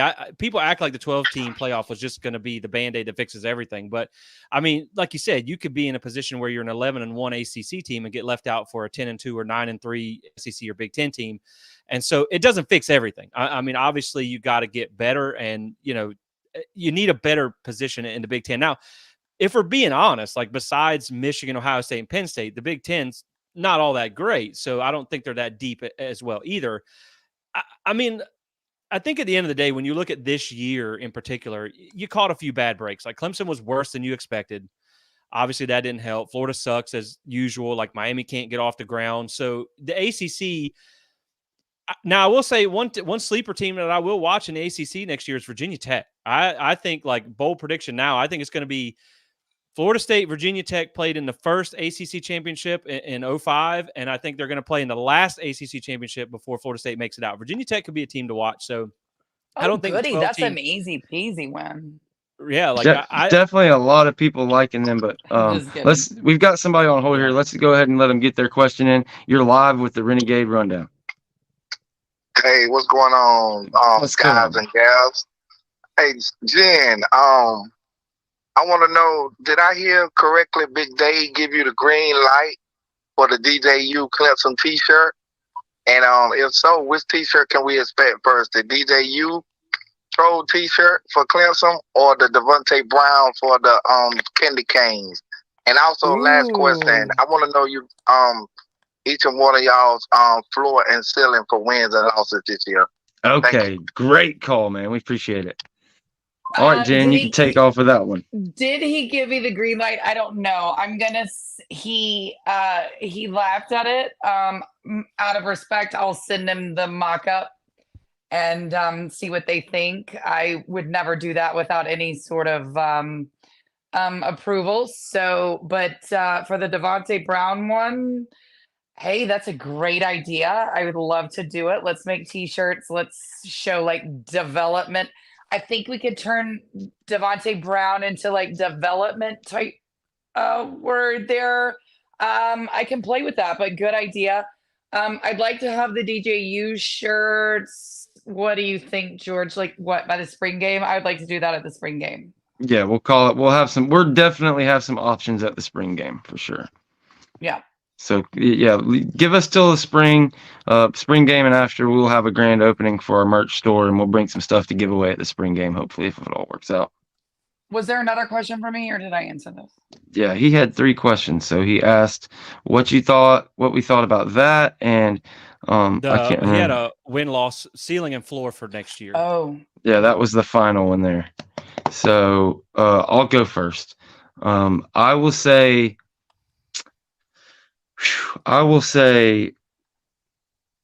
probably 10-2 most likely with. I guess that's not what he's asking for ceiling. I guess ceiling is 12-0, undefeated, headed to the ACC championship. I think your absolute floor would be 8 wins. I think that would be an absolute disappointment if you had 8 wins. Some things really went wrong. You had a major injury here or there, but yeah, I think you're most likely you're going to be right there, 11, going for 12 wins, in my opinion. But yeah, your ceiling is going to be just as high as it was this year, if not higher. I really feel like the floor of this program has been raised considerably, and the ceiling has remained, if not gone up a little higher. Yeah, I definitely agree, man. I think the days of losing seasons and all that stuff is out. I mean, obviously, if you'd asked me this question 2 weeks ago, maybe the answer, or a week ago, maybe the answer is like, okay, well, let's see who we get in the portal first. But I think you've got enough pieces now that I think Florida State's ceiling is 12-0. I mean, you look at next year's schedule, and really you got Notre Dame. That's going to be a tough game. Let's face it. It's on the road. Yeah. That's the Notre Dame game next year is the Clemson game to me this year. Like in the preseason, obviously, everyone's like, oh, you picked us to lose to Clemson. Yeah, that was before I saw him get blown out by Duke. Obviously, then I changed the prediction. But I thought that might be the loss because you had to play in Death Valley. But, you still took it overtime. But like you look at the two most likely games, obviously Notre Dame and then Clemson. Clemson, they lost Shipley, they lost Bo Collins. Pretty much the rest of I think they lose Will Putnam too, maybe their center. The rest of them come back, but their defense has lost a lot. Like their entire starting defensive line is out. I think it's Jeremiah Trotter or Barrett Carter, one of the two. They are out as well. And then they had some losses in their secondary. So you get them at home. You got to imagine DJU is going to be super pumped up for that game. I think your floor is probably around now. Again, this is assuming you stay healthy. I think like 9-3, and unless you're talking about an injury, like George said, you know, I mean, you could even look at a team like TCU comes in with 11 wins or something like that. Maybe, or SMU. Maybe that's a game, but they are. If you look up their record against Power 5 teams, it's awful. And they didn't win one. Right, exactly. So really, to me, that Notre Dame game is going to be really the tough one that you're going to have to look at. Every other game, I mean, Florida. That Georgia Tech game is going to be fun. Now, I will say too, man, like I was doing some work on this because, like I said, we were doing a way too early 24 look. I think the Georgia Tech game could be a lot tougher than people think. And they get King back, right? They don't lose. Not a near nobody. Pretty good team, man. Offense. People sleeping on them. Right. They get basically their entire offense back. And then now they did lose some pieces on defense. So that'll be the hard part there. But they don't lose anybody on offense. So that'll be a fun one. You'll have some new pieces. Yeah, you'll have some pieces to get, acclimated in game one. But I do think too, like if you can get past that and then you come back, you get a bye week to sort things out before your next game, being the week 0 all the way in Ireland. As long as you get past that Georgia Tech game, I feel like you can have a time to kind of watch the film, get all the kinks worked out and things like that. But yeah, man, I think undefeated certainly on the table, and I think your floor is probably 9-3, and that would be a little disappointing. Yeah, we were able to break the news to Big Dave about going to Ireland. He wasn't aware. So that was pretty. That interview again, guys, if you haven't watched it, it's right here on the channel. After you get done here, go over to Twitter. He's doing a space with Rob DeLoach and Pete Duvertakis and a couple people over there. So that's going to be fun. Go check out that. And also check out our interview right here at the channel. It was, man, super. We were all crying at one point in time. We were all laughing till we cried. Like the best experience I've had, doing this, thus far. So it just keeps getting more fun. So become a member, be a part of the family here. And we're just going to keep having fun. Again, the numbers on the screen. We've got another 20 minutes maybe before we get out of here. Make sure you're following plantthespear.com, plantthespear1 on X, Jen Santee 1890 on X, Renegade Report 1 on X. Get that membership. Get that subscription, hit the like, all that good stuff to help keep this thing going and pay the bills and stuff. And just keep those calls coming in. One of you guys called and gave up. I might call you back if I don't get a call here. You can ask anybody a question. I know somebody's got a question for Jen. So how much is Herb Street going to hate Ireland? Our buddy Brad Powers wants to know. I don't know, Brad. Are we going or are you going to come with me or not? I thought Brad had 4 tickets, and me, you, him, and Jesse were going. Isn't that that's what you told me earlier? Did something change, Brad? They signed me up. Well, man. I think they better put up a couple of extra of those screens they put behind them, for the fans or whatever for College Game Day, because I'm sure they sell tomatoes in Ireland, and if they don't, they sell potatoes, and those hurt worse. Potatoes. That's what I'm looking for is the potatoes. Bring it on. But man, the friggin' arrogance of these people to do what they did and then to start off and clowns, man. Like, man, that's absolutely ridiculous. I love the whining now where they've had to contact the FBI for, death threats. I'll take things that didn't happen for 1,000, Alex, and you're trying to sit here and turn yourself into victims. It is amazing. Exactly. Yeah. I will say one thing too. When you talk about that whole situation, is it's almost like they're trying to backtrack a little bit now, because I think big time. What pissed me off the most about the playoffs, it's not a conversation of like, could Florida State have won? Would Florida State have won? What makes me the maddest is the reason that they left you out, the reasons that they left you out, tinfoil hat aside, they all still played out in the playoffs, other than an injury. Like you left us out because of the quarterback play. Milroe throws for 116 yards and, quote unquote, from Harbaugh, the best quarterback in Michigan history, throws for 140 yards. Your strength of schedule was an argument. The team with the lower strength of schedule won 2 out of 3 games. The team with the number 1 strength of schedule, Washington, got blown out in the playoffs. You wanted good games. You still had a blowout in the playoffs. Yep. The team with the highest ranked defense in the playoffs won the national championship. The team with the highest ranked offense got their ass beat. So, like, again, I mean, it's like every single thing that they told Florida State was why you didn't deserve to be in the playoffs still played out for the other teams. And that's why I think they should have been able, Florida State should have had that opportunity to win like Michigan did with a running game, with the, with their defense, with special teams, with things like that. Because, man, I mean, it's crazy. And I think they're trying to backtrack now because I know the Georgia game kind of makes them feel like they could, okay, we proved a point or whatever, but that game doesn't prove anything. I mean, I always, and I know there's been a Georgia fan in here in the comments for most of the night, but I will say this: like Georgia had 2 starters out versus Georgia Tech, 6-6 Georgia Tech. They won 31-23. Florida State had 15 starters out and then lost 2 more during the game. It matters, your starters matter, and so I also think talking about the AP poll, Georgia should have been 3. I think Georgia was the 3rd best team in the country. So absolutely. Yeah, man. Yeah, and I don't really like being tied 6, but it is what it is. But yeah, I think Actually, the playoffs. I think Georgia should have been 2. I think they're better than Washington. I just think that the runner-up, I'll give them 2. But yeah, I still think Georgia was 3 at a minimum. Now, yeah. Again, it comes down to most deserving versus best teams. If you wanted the best teams, saying. I they're think Georgia would have. Georgia they're the won, ones who. Yeah. They're the ones who kept this best team bullshit going. So if you're saying best team, I know Michigan just won the national championship fair and square, but Georgia then should be number 2. I don't know how anybody can disagree with that. I just don't. You'd have to be crazy, but we got another caller. What do you got? You got something on this subject? You got something different for us? What you thinking, man? Maybe a little bit of both. This Fatal Jedi. What's up, man? And not much, man. That the playoffs and the national championship. So the quarterback, right at halftime, going into halftime, the quarterback gets kind of hurt, right? So to me, the game should have stopped right there because their quarterback is hurt. So they have no chance of winning the fucking game, according to the playoff committee. We need to stop. Get another team that's got a full quarterback that might be 9-2. Who cares? As long as it ain't fucking Florida State, right?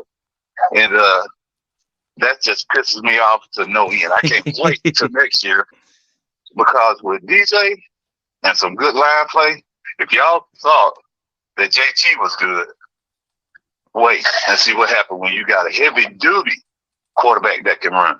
You did a little different in short yardage for sure, man. We appreciate the take. Did you have a question or just the take? Nah, I just called in because I love the show, the game. Everything's good. Well, we appreciate you, man. Have a good one. It's funny, man. They should, to his point, they should almost have like an alternate team just in case somebody gets hurt because of the precedent that they laid about people getting hurt. You know what I'm saying? Like that's it is. I agree with what he said, man. And like we just talked about, everything that played out in the playoffs and all that stuff, like it's just so frustrating. You know what I mean? Like you thought we were going away and then you see that. And here's the thing, man, I've said this before, like I will go to my grave believing that Florida State with Jordan Travis would have won a national championship. I think they would have beat any one of those teams in the playoffs. I think, honestly, the national championship that we all deserved was Georgia full strength versus Florida State full strength. I think with Jordan Travis, I think that was it. I think without Jordan Travis, they certainly could have competed. And I know that this is cherry picking a little bit, but if you would have had the Florida State that was the second half versus LSU, I think they would have hurt some feelings in the playoffs. I think they would have, because I mean, I watched the playoff games. I was not overly impressed. You know what I'm saying? Like it's really just when you look at Georgia, it's not that they weren't one of the best teams in the country. They just can't beat Nick Saban in Atlanta. It is what it is. It's just their kryptonite. But yeah, man, that whole situation played out ridiculous. It was poetic justice for us. I mean, the 2 teams that showed you they could lose, and the teams that showed you they didn't lose, well, they found ways to win. And Florida State should have been given the same opportunity. Delicious irony. I loved every minute of it. And I don't care what anybody says. You can come in here 63-3. You can do that all damn day. They were playing kids who were at prom in April. Okay. Right, I don't want to hear it anymore. I really don't. It's just so stupid. You've proven that you don't watch football if that's going to be your take on that game. And that's fine. If you don't watch football, go sit in the women's table. That's cool with me. But at the end of the day, here we go. Here comes a Georgia fan, 63-3. Go watch football with the females, dude. Go do that. So, and some females might be better, than you are. But Florida State should have been given this opportunity. This was the most, and watching Alabama and Texas, who never should have been there, guys. Never, not one time. I would have been fine with Texas at 4. Although, I never really saw it out of Texas this year. I know what everybody else said, but beating that Bama team and then losing to suck-ass Oklahoma doesn't really do it for me. Squeaking out games against Houston. Who else was it? TCU? Right. Who lost to Colorado? Are we kidding right now? I'm sorry. Yes, Bradley, I'm talking about you right now. Yes, I am. Look, I'm not there. And Alabama, Auburn, that Auburn game, Alabama with USF, those teams, I'm sorry, there was never, ever, there should have never been the reasoning to leave Florida State out for those teams. And what they did was come into the playoffs and prove that they're losers because that's what they had already done once. And you didn't give another team the chance to win who had done nothing. By the way, Greg McElroy, all eyes on you, bragging about how Washington just proves they can win. They keep squeaking out wins. Look at this player gets hurt, and then they still find the will to win. Isn't it amazing? Go screw yourself, Greg. Go screw yourself. I couldn't even believe that I saw this. And he said it with a straight face. I put a picture of a fish just flopping over and over on a piece of rock on my X. But we got another call with a fresh question. You're live on the Renegade Rundown. What do you got for us? Hey, what's up? This your boy Twin, man. What's up, Twin? Games, oh goodness, the Miami fan, Twin. This your boy Twin Tower from Gainesville. Okay, Florida. what's up, man? What do you got for us? Hey, I love y'all show, man. Keep up the good work. Appreciate you, man. Seminar all day. Yes, okay. There's a Twin that he's after us. He's one of those Miami trolls, but we're glad we got a Seminole on the line. What can we do for you, man? You got a take or a question? Yeah, I got to deal with a lot of these Gator fans in Gainesville. Yeah, did you have a question for us? Man, I just wanted to say, y'all been doing great, man. Thank you. Heck yeah, well, we sure appreciate it, man. And I know that's tough being a Noel in Gainesville, so we sure appreciate I'll it. give you a question.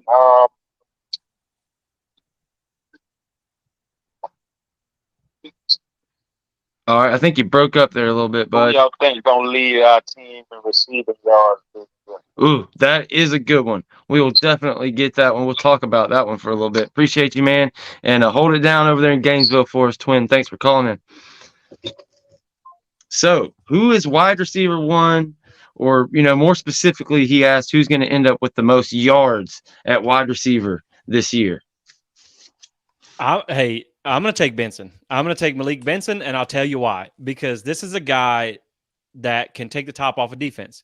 You have a quarterback who can throw over the top of the defense. So to me, it may not necessarily be he has the most receptions, but I think he will have the most yards. And I just think that's going to be an electric connection between those two. Obviously, you can look at a lot of the guys in the slot and things like that will get a lot of catches, a lot of touches. But yeah, man, I think it's got to be. I'm excited about this Malik Benson kid. I just think he's going to be the real deal, and I think you got a quarterback that can make good use of a guy who can take the top off of defense. And hopefully that guy's life's going a little bit easier in Gainesville lately. Being that we're 2 in a row over them guys, so hopefully life has been a little bit easy for you. I'm sure they're quiet. Well, I mean, maybe no, not. they're never quiet. I know, but they're certainly not like Miami fans. I think No. I think some Florida fans have some sort of shame right now. I think they do feel shame. Miami fans feel zero shame. Like they don't feel any shame at all. Like I've always said for years, that team hasn't been relevant since Blockbuster was popping on Friday nights, since the Bigfoot pizza. Yeah, Oh, the internet monster then got Jen again. It's the survival of the fittest internet. I think that I'm with Jen on Miami. It's like the offseason is their Super Bowl. And I frequently tweet out every year around the end of the season my favorite meme, and I'm sure most of you guys have seen the movie Friday. It's one of my favorite sets that I got. I actually got 2 it on or DVD. 3 times. Right, a few times, but it's like you said, and it's like I always say with Miami fans. During the season I'll be quiet, but when the season's over, I'll be talking again. They ain't got much to say during the season, but then after the season, it's always back to the national championship. Mario's about to take us to the promised land, and then next thing you know, you're 7-6 and losing to Rutgers. Absolutely, I couldn't agree more. Could not agree more. Jen, you kind of got interrupted. Did you want to finish your point?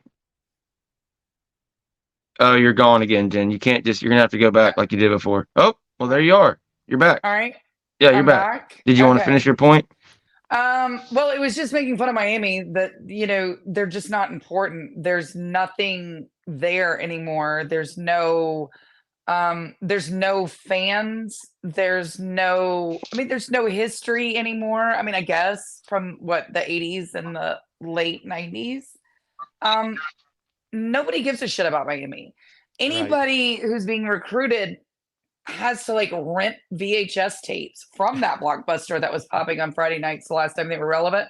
And so again, it's like you can go buy all the players in the world you want. You can go buy Mario and act like, oh my God, we have the best coaching staff in the state, but they don't. They have nothing. They don't have a stadium. They don't have a fan base. They don't have recent history that's not on VHS. They've literally won one bowl game since the MPC Computers Bowl that doesn't exist anymore in 2006. I think they're 1-11 or something like that in bowls since then. I mean, it's again like you're selling a dream that just keeps not coming true. All righty. Well, we got another caller. What do you got? You're live on the Renegade Rundown. You're live, buddy. You got a question for us? Hey. Yes, sir. Can you hear me? Absolutely. You're live on the Renegade Rundown. What I wanted to ask Jesse was, who does he think the breakout player, one offense, one defense, for the new coming year would be? That is a great question. Appreciate you, bud. Let's see. So I think defense for me, man, I like if he ends up starting, I'm high on Conrad Hussey. I think some of the things that you saw that flashed from him this year, like the interception against Virginia Tech was one of the most athletic interceptions I've ever seen. I believe that was the game it was. So, I think he's a guy that you can really look at as far as a breakout candidate there. Most of the guys, and I want to say that from a perspective that most of the people we already kind of know a little bit about. Now, if you really want to go there too, I think Earl Little Jr. is going to be a day one starter in that nickel role, and I think he could be a breakout too. But I think and look, man, I love the kid. I'm going to be perfectly honest. If it comes down to Kevin Knowles and Hussey, I'm starting Hussey. That's just what I would do.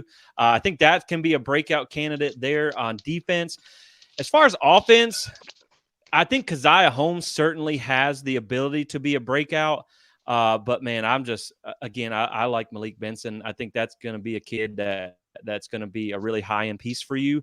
And so I think. If you just look at some underrated guys, I mean, you obviously got Hakeem could step up. And I don't want to forget about the guys that are already on the roster. I mean, Vandrevius Jacobs and all these guys that are really too. And I mean, be on the lookout for Ja'Kai Douglas. I mean, that guy had a 100-yard game, I believe it was against Louisville. And then, he was running freaking quarterback for you sometimes in the Orange Bowl. So that could be someone to watch out for too. But I think Hussey and then probably Benson will be your breakout on offense. That would be my bet. Jen? Well, I mean, I was going to say Benson too, but God. Okay. I'm going to take Lucas on offense as a breakout one. I'm gonna take Lucas, and on defense, okay, I'm kind of stuck on this one, but I'm going to say I think Patrick Payton this year has a great year on defense. And I know a lot of people think that maybe it was Jared Verse being there allowed him because Jared was so covered, he was always so occupied that allowed Patrick Payton to make these plays. But I expect him to maybe change people's minds on that. That's just me. Yeah. Conrad Hussey, if you follow the Renegade Report, you've heard me just like, oogling over him all year long. So Conrad Hussey will probably be my defensive guy, but I think Jesse said that. So I'll stick with another DB. I think Azaryeh Thomas takes that next step to become an absolute lockdown. He's going to be that dude. He's going to be, that Renardo Green was for us this year. And you go back throughout the years, there's always that one guy who even Jerry and Jones was at to a level. We really were lucky this year, but I think, it just raises to another level next year. And offense, we're all excited about Benson, so super excited there. But I'll stick with Keziah Holmes just because I feel like he has all the tools in that backfield, and he can really do it all. This is kind of a zig here, this next question, but this guy texted this question in like 45 minutes ago, so this is right down Jen's alley. What are y'all's thoughts on this business with ESPN supposedly trying to land a deal for all the playoff media rights until 2028? They saw the topic on, I guess, Greg Pfluger's channel earlier. My thoughts are we thought is more the opposite. We're thinking it's going to be more like 5/8 Fox and like just a smaller chunk for ESPN. Have you heard something change in that? I think something's changed in that. I think Fox is going to be adding money for the Big Ten expansion. I think the playoff sticks with ESPN. I 100% do. I know. I think, but that's actually good for Florida State. I mean, look at it this way. Fox wants to put that money into conference expansion. Now, I think it stays with ESPN at least for the next couple years. I think Fox wants to see how that goes before they go down that rabbit hole, since the Big Ten will be expanding. And that makes sense to me. That makes sense money wise. I think they want to see how that or the 12-team playoff goes. I don't think you want to put all your money in there without seeing how it actually goes first. I think to me, that's smart. I don't think it's going to be a split up thing. I don't think it's going to be what the NFL playoffs are. I think ESPN's going to have it at first. And then, but I do think it's going to be a smaller contract window. I think ESPN might get it for 2 years and then they'll shop it again. I don't think it's going to be a long-term deal to start off with. That's just what I've heard. So unless other things have changed, anybody else can chime in. Have you heard any rumblings on that, Jesse? Not really. I know that's kind of new stuff there, but I will say at the end of the day, I mean, you look at this year, there was 2 Fox properties being broadcast by ESPN in the national championship. I mean, besides the fact that it was funny, it had to piss them off. Oh God, they were pissed. Exactly. So I think that it's fine. I mean, it's not ideal, but you only really kind of have 2 choices with something that large, ESPN and Fox. Obviously, you want to get out of the Big Ten, or I mean, you want to get to the Big Ten. Yes. I mean, it's not so much that you want to get away from ESPN as much as it is getting away from the ACC because of the way it's treated by ESPN. So I think you'd be fine if you ended up there as a Fox property. Obviously, they can't keep you out if they just put 2 in the national championship. But yeah, man, I haven't heard too much about that. It just seems, I don't know. I'm not a big fan of so much control by one network. I don't love it, but I mean, people have to understand, like, this is the game nowadays. It's a monopoly. There's so much money in it. It's not like the ACC where we're going to have the Raycom Sports and stuff stepping into the picture. So you really only got 2 choices, honestly, ESPN and Fox. And so, you can still make it in. So it sucks, but it is what it is. And Maggie says that was her question. You got to call in next time. I think you're the only female member we have so far. You got to call in and talk to your girl, Jen. But we appreciate it. We appreciate it.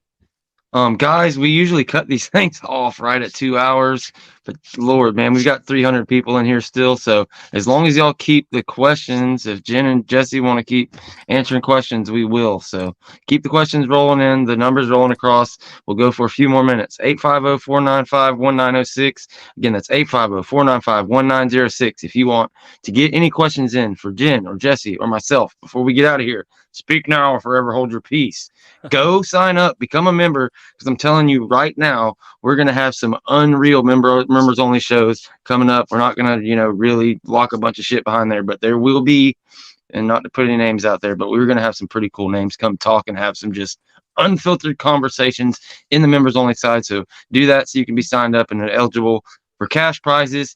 Go sign up. renegadereport.substack.com is the main site with all our written articles and all that stuff. You can go check out Jesse at plantthespear.com. He has an amazing website. Also at the Plant Spear right here on YouTube. Go get him to 1,000 subs. Go follow Jen on X at Jen Santee 1890. Just, man, thank you guys for all the support. And again, we're right here at the 2 hour mark, but we'll get a couple bonus questions in if anybody has any more questions before we get out of here. And with that, I will let Jen and Jesse, whatever y'all, if y'all have anything you want to plug, or if you just, any topic you want to bring up before we get out of here, let's hear it. I will just say, first off, appreciate the support by everybody. Guys, definitely sign up and like, subscribe, and join what they're doing at Renegade Report. This is fun, man. We talk about it all the time. This is fun. We love doing it. I think there is a behind the scenes that a lot of people don't necessarily realize how much time this takes, how much, resources it takes, and the investment that it really is. So yeah, I appreciate all the support, and I know that definitely helps. I will say something to this too, and this plays into the question that you just popped up. There's a lot of names, man. There's a lot of names for your favorite all-time Nole. It may be recency bias. I have to say, man, Jordan Travis is really making a push for number one. And I think there is one thing that I don't want to get lost with the disjointed end of this season was how special this season was up until the point that it went off the rails, which was not the team's fault. It was, the people, the committee's fault. It was still fun to whip LSU's ass. It was still fun to go win in Death Valley. It was still fun to beat your rivals. Jordan Travis was a great ambassador for this program on and off the field. He's a big part of the success of Florida State getting back to where it was. My season tickets were right in front of Jordan's family this season, so I kind of got a chance to know them and meet Devin and his mom and all these guys. And Tony's a good guy, man. It's a great family. He's a great player. So to me, man, he's got to be up there on the list. But this was really a special season, and Jordan Travis was a part of that. And I just don't want it to get lost in the frenzy of going to 2024. But Jordan Travis has got to be up on the list for me. So Jen's is Jameis. He kind of spoiled that for her, but I'll say mine. Maybe call it recency bias. I'll give two. Here's what I'll do. So as a 90s kid, I was born in 91. Peter Ward obviously was like the first big name, but I was still a little young.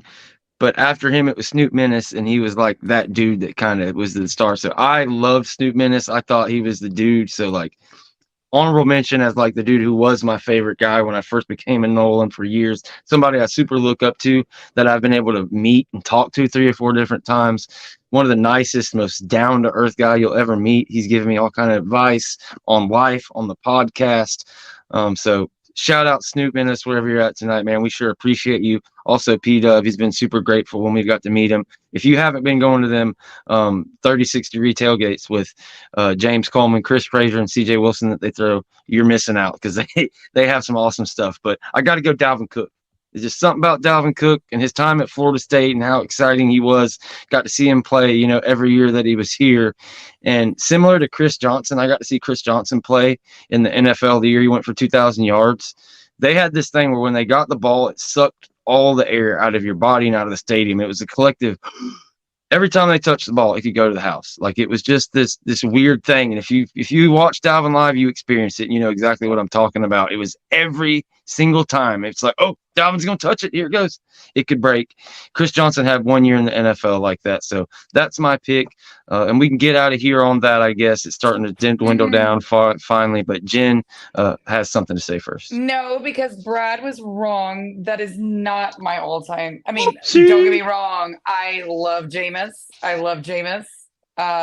He is the GOAT as far as I'm concerned, for the last, 30 years, something like that.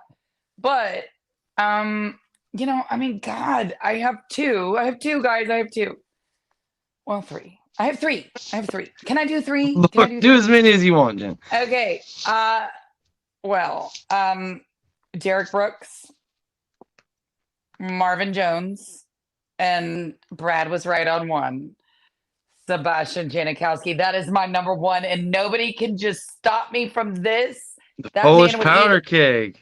That man would eat a hot dog on the sideline, drink a beer. His shirt would be disheveled, and he'd go out and just kick a 60-yard field goal and then come back and finish his hot dog. I love that man. Like, I'm sorry, it's amazing. I wish social media was around when he was around. I can't. Probably a good thing it wasn't. I mean, maybe, but oh my God, who doesn't love them some sea bass? I know I do. He'd go out and get drunk, and Bobby would make him run stairs. I mean, it's amazing. He'd just pee on himself on the sidelines. I can't get enough of sea bass. Continue the stories. Give me more of them. I can't get enough of them. And special shout out also to EG Green, because he's another one at the spring game that I got to talk to for an hour, and he was the most gracious guy. The fact that EG Green, wherever you're at, you're the man. Can't wait to see you this spring. Hopefully you're back. Work done. Oh, we got to say work done. There's so many. It's hard to choose. I mean, you obviously got the ones that are your favorites for what they did on the field.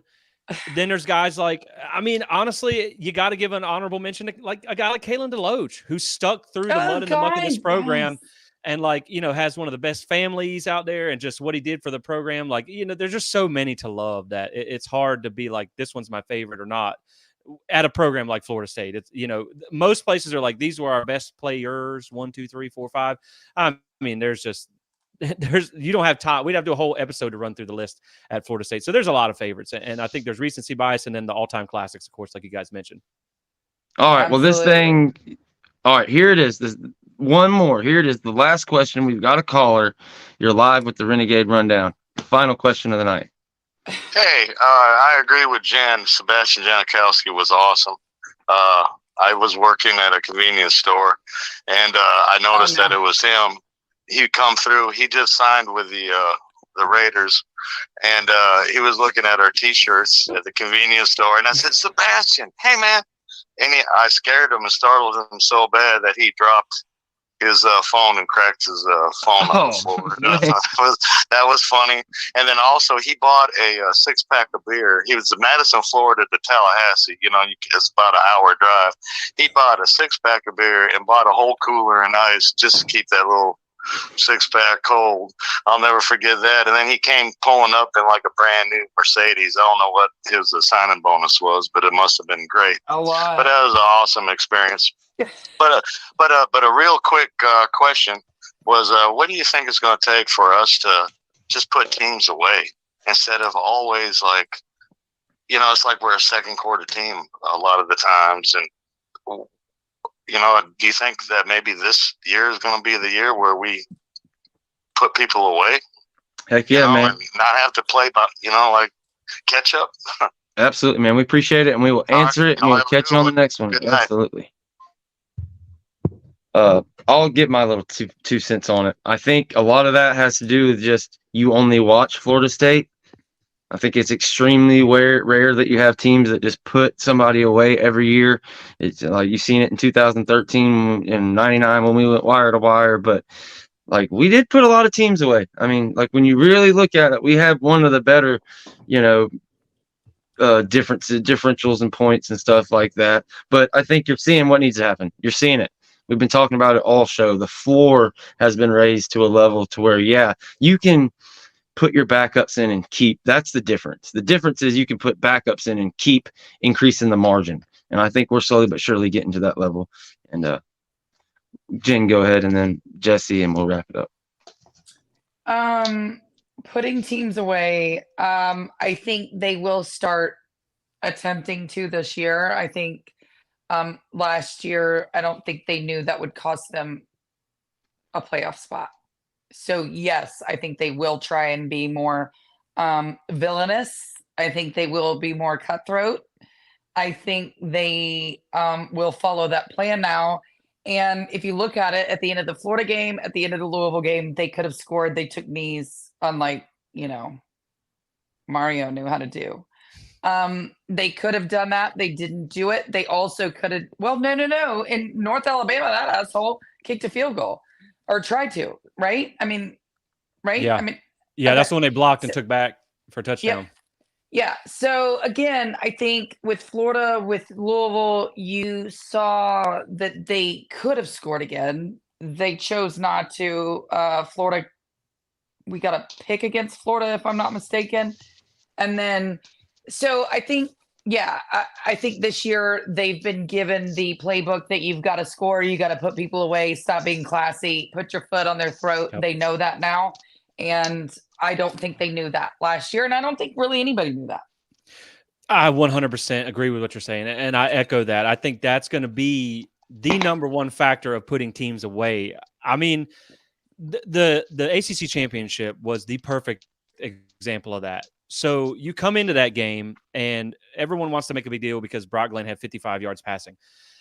Mike Norvell and probably 90% of the country were under the assumption in the ACC championship game that, listen, you win this game and you're in. You win this game 17-16 and you're in. Mike Norvell's game plan was not to let a true freshman lose him the game. It was to let your defense win the game. And so I think we were all under a false premise initially that you didn't have to do. There's this little thing called sportsmanship that used to be a thing in this game that will not be a thing anymore. And Mike Norvell, I think you're going to see, like, he had gray one year and then now black. I think he's going to come out in like red, redemption red or something like that next year, because I think you're going to see a couple of things happen here. I think you're going to see one, they did a lot of rotating early in games. That was part of the reason for some slow starts, getting a lot of the guys in, because this team was built for a national championship. They were trying to keep guys fresh and healthy throughout the course of a season, and I think Mike Norvell knows this year that let's be honest, you got to beat the shit out of everybody at this point. It's not that you win, it's how you win to a degree. But I think George brings up a good point. I mean, Washington beat Washington State by 3 points on the last second field goal. Texas beat TCU by 3 points. They were 5-7. So, like, there's close games around the country. It's not just Florida State. And they did blow out a lot of teams. It just took them a while to get going. We've heard them say in some of the press conferences that they did some things in the first half that maybe didn't seem like it made a lot of sense, but they were setting it up for the second half. And then obviously we have a coordinator who made some of the most elite adjustments in college football. So I think it will be just the fact that they know they have to win with style points now. And like you said, they knelt twice in games that I don't know that kicking a field goal in that situation or scoring one more touchdown would have made a difference. It probably wouldn't have hurt your case. But I don't think you're going to see that forgiveness anymore. I hope they go to like Jameis Winston and the Saints. Let's fake a kneel down on the one and score a touchdown. I mean, you know what I mean? Like, go for it. Again, like Jameis said, if you weren't offended enough getting beat 41-17, why the hell do you care about 48-17? So yeah, I think it's just going to be. I love Jameis. Me too. And I think he was perfectly right in the situation. It is what it is. And they fired the coach for being a bitch. You know what I mean? So I love it. I love every minute of it. I love every teammate that's come out for Jameis, because there's so many. Every single one of them have come out. Look, Jameis is the ultimate teammate, and anybody who's ever played with him, coached him, absolutely adores him. And Shannon Sharp, you are 100% wrong, my friend. And FSU Twitter is not going to let you forget it. I can promise you that. You're about to get the Kirk Herbstreit treatment. I'm not kidding. There is no Jameis blasphemy allowed on my timeline. That man is the GOAT, and it will never, ever, ever happen to me.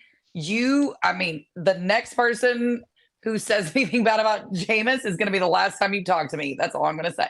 Yeah. And I think it's sad that you do see the sportsmanship will eventually leave the game. I mean, the way it is, it's sad that it's come to that, but it's not that he'll be doing it from a place that he's not trying to do the right thing. It's the situation that you're playing the game that's been laid in your lap. And so now I think they know they have to do that. Mm-hmm. Man, what a conversation, you guys. Like, we could do this for another freaking 10 hours. It's like the views are starting to go up, but I think everybody's about ready. What do y'all think? Is it a good stopping point here? No, definitely. Sounds good. All righty. Well, thanks again for joining us, Jesse Coger, owner, operator, plantthespear.com, at Plant the Spear on YouTube. Get him to 1,000 subs tonight. Let's get Jen to 5,000 followers on X. You can follow her at Jen Santee 1890. Let's get me to 3,000. I'm at Renegade Report 1. Go sign up, renegadereport.substack.com. Again, renegadereport.substack.com. Get every email, get every article we do straight to your email address. Get the downloadable audio only versions of the podcast so you can listen at work if you missed one or just want to listen again. But again, thank you everybody for joining. We're living the dream out here. It's all about the Noles. 2024 is going to be a hell of a year. It's time for our villain turn, and I'm here for it. Go Noles, baby. Go Noles.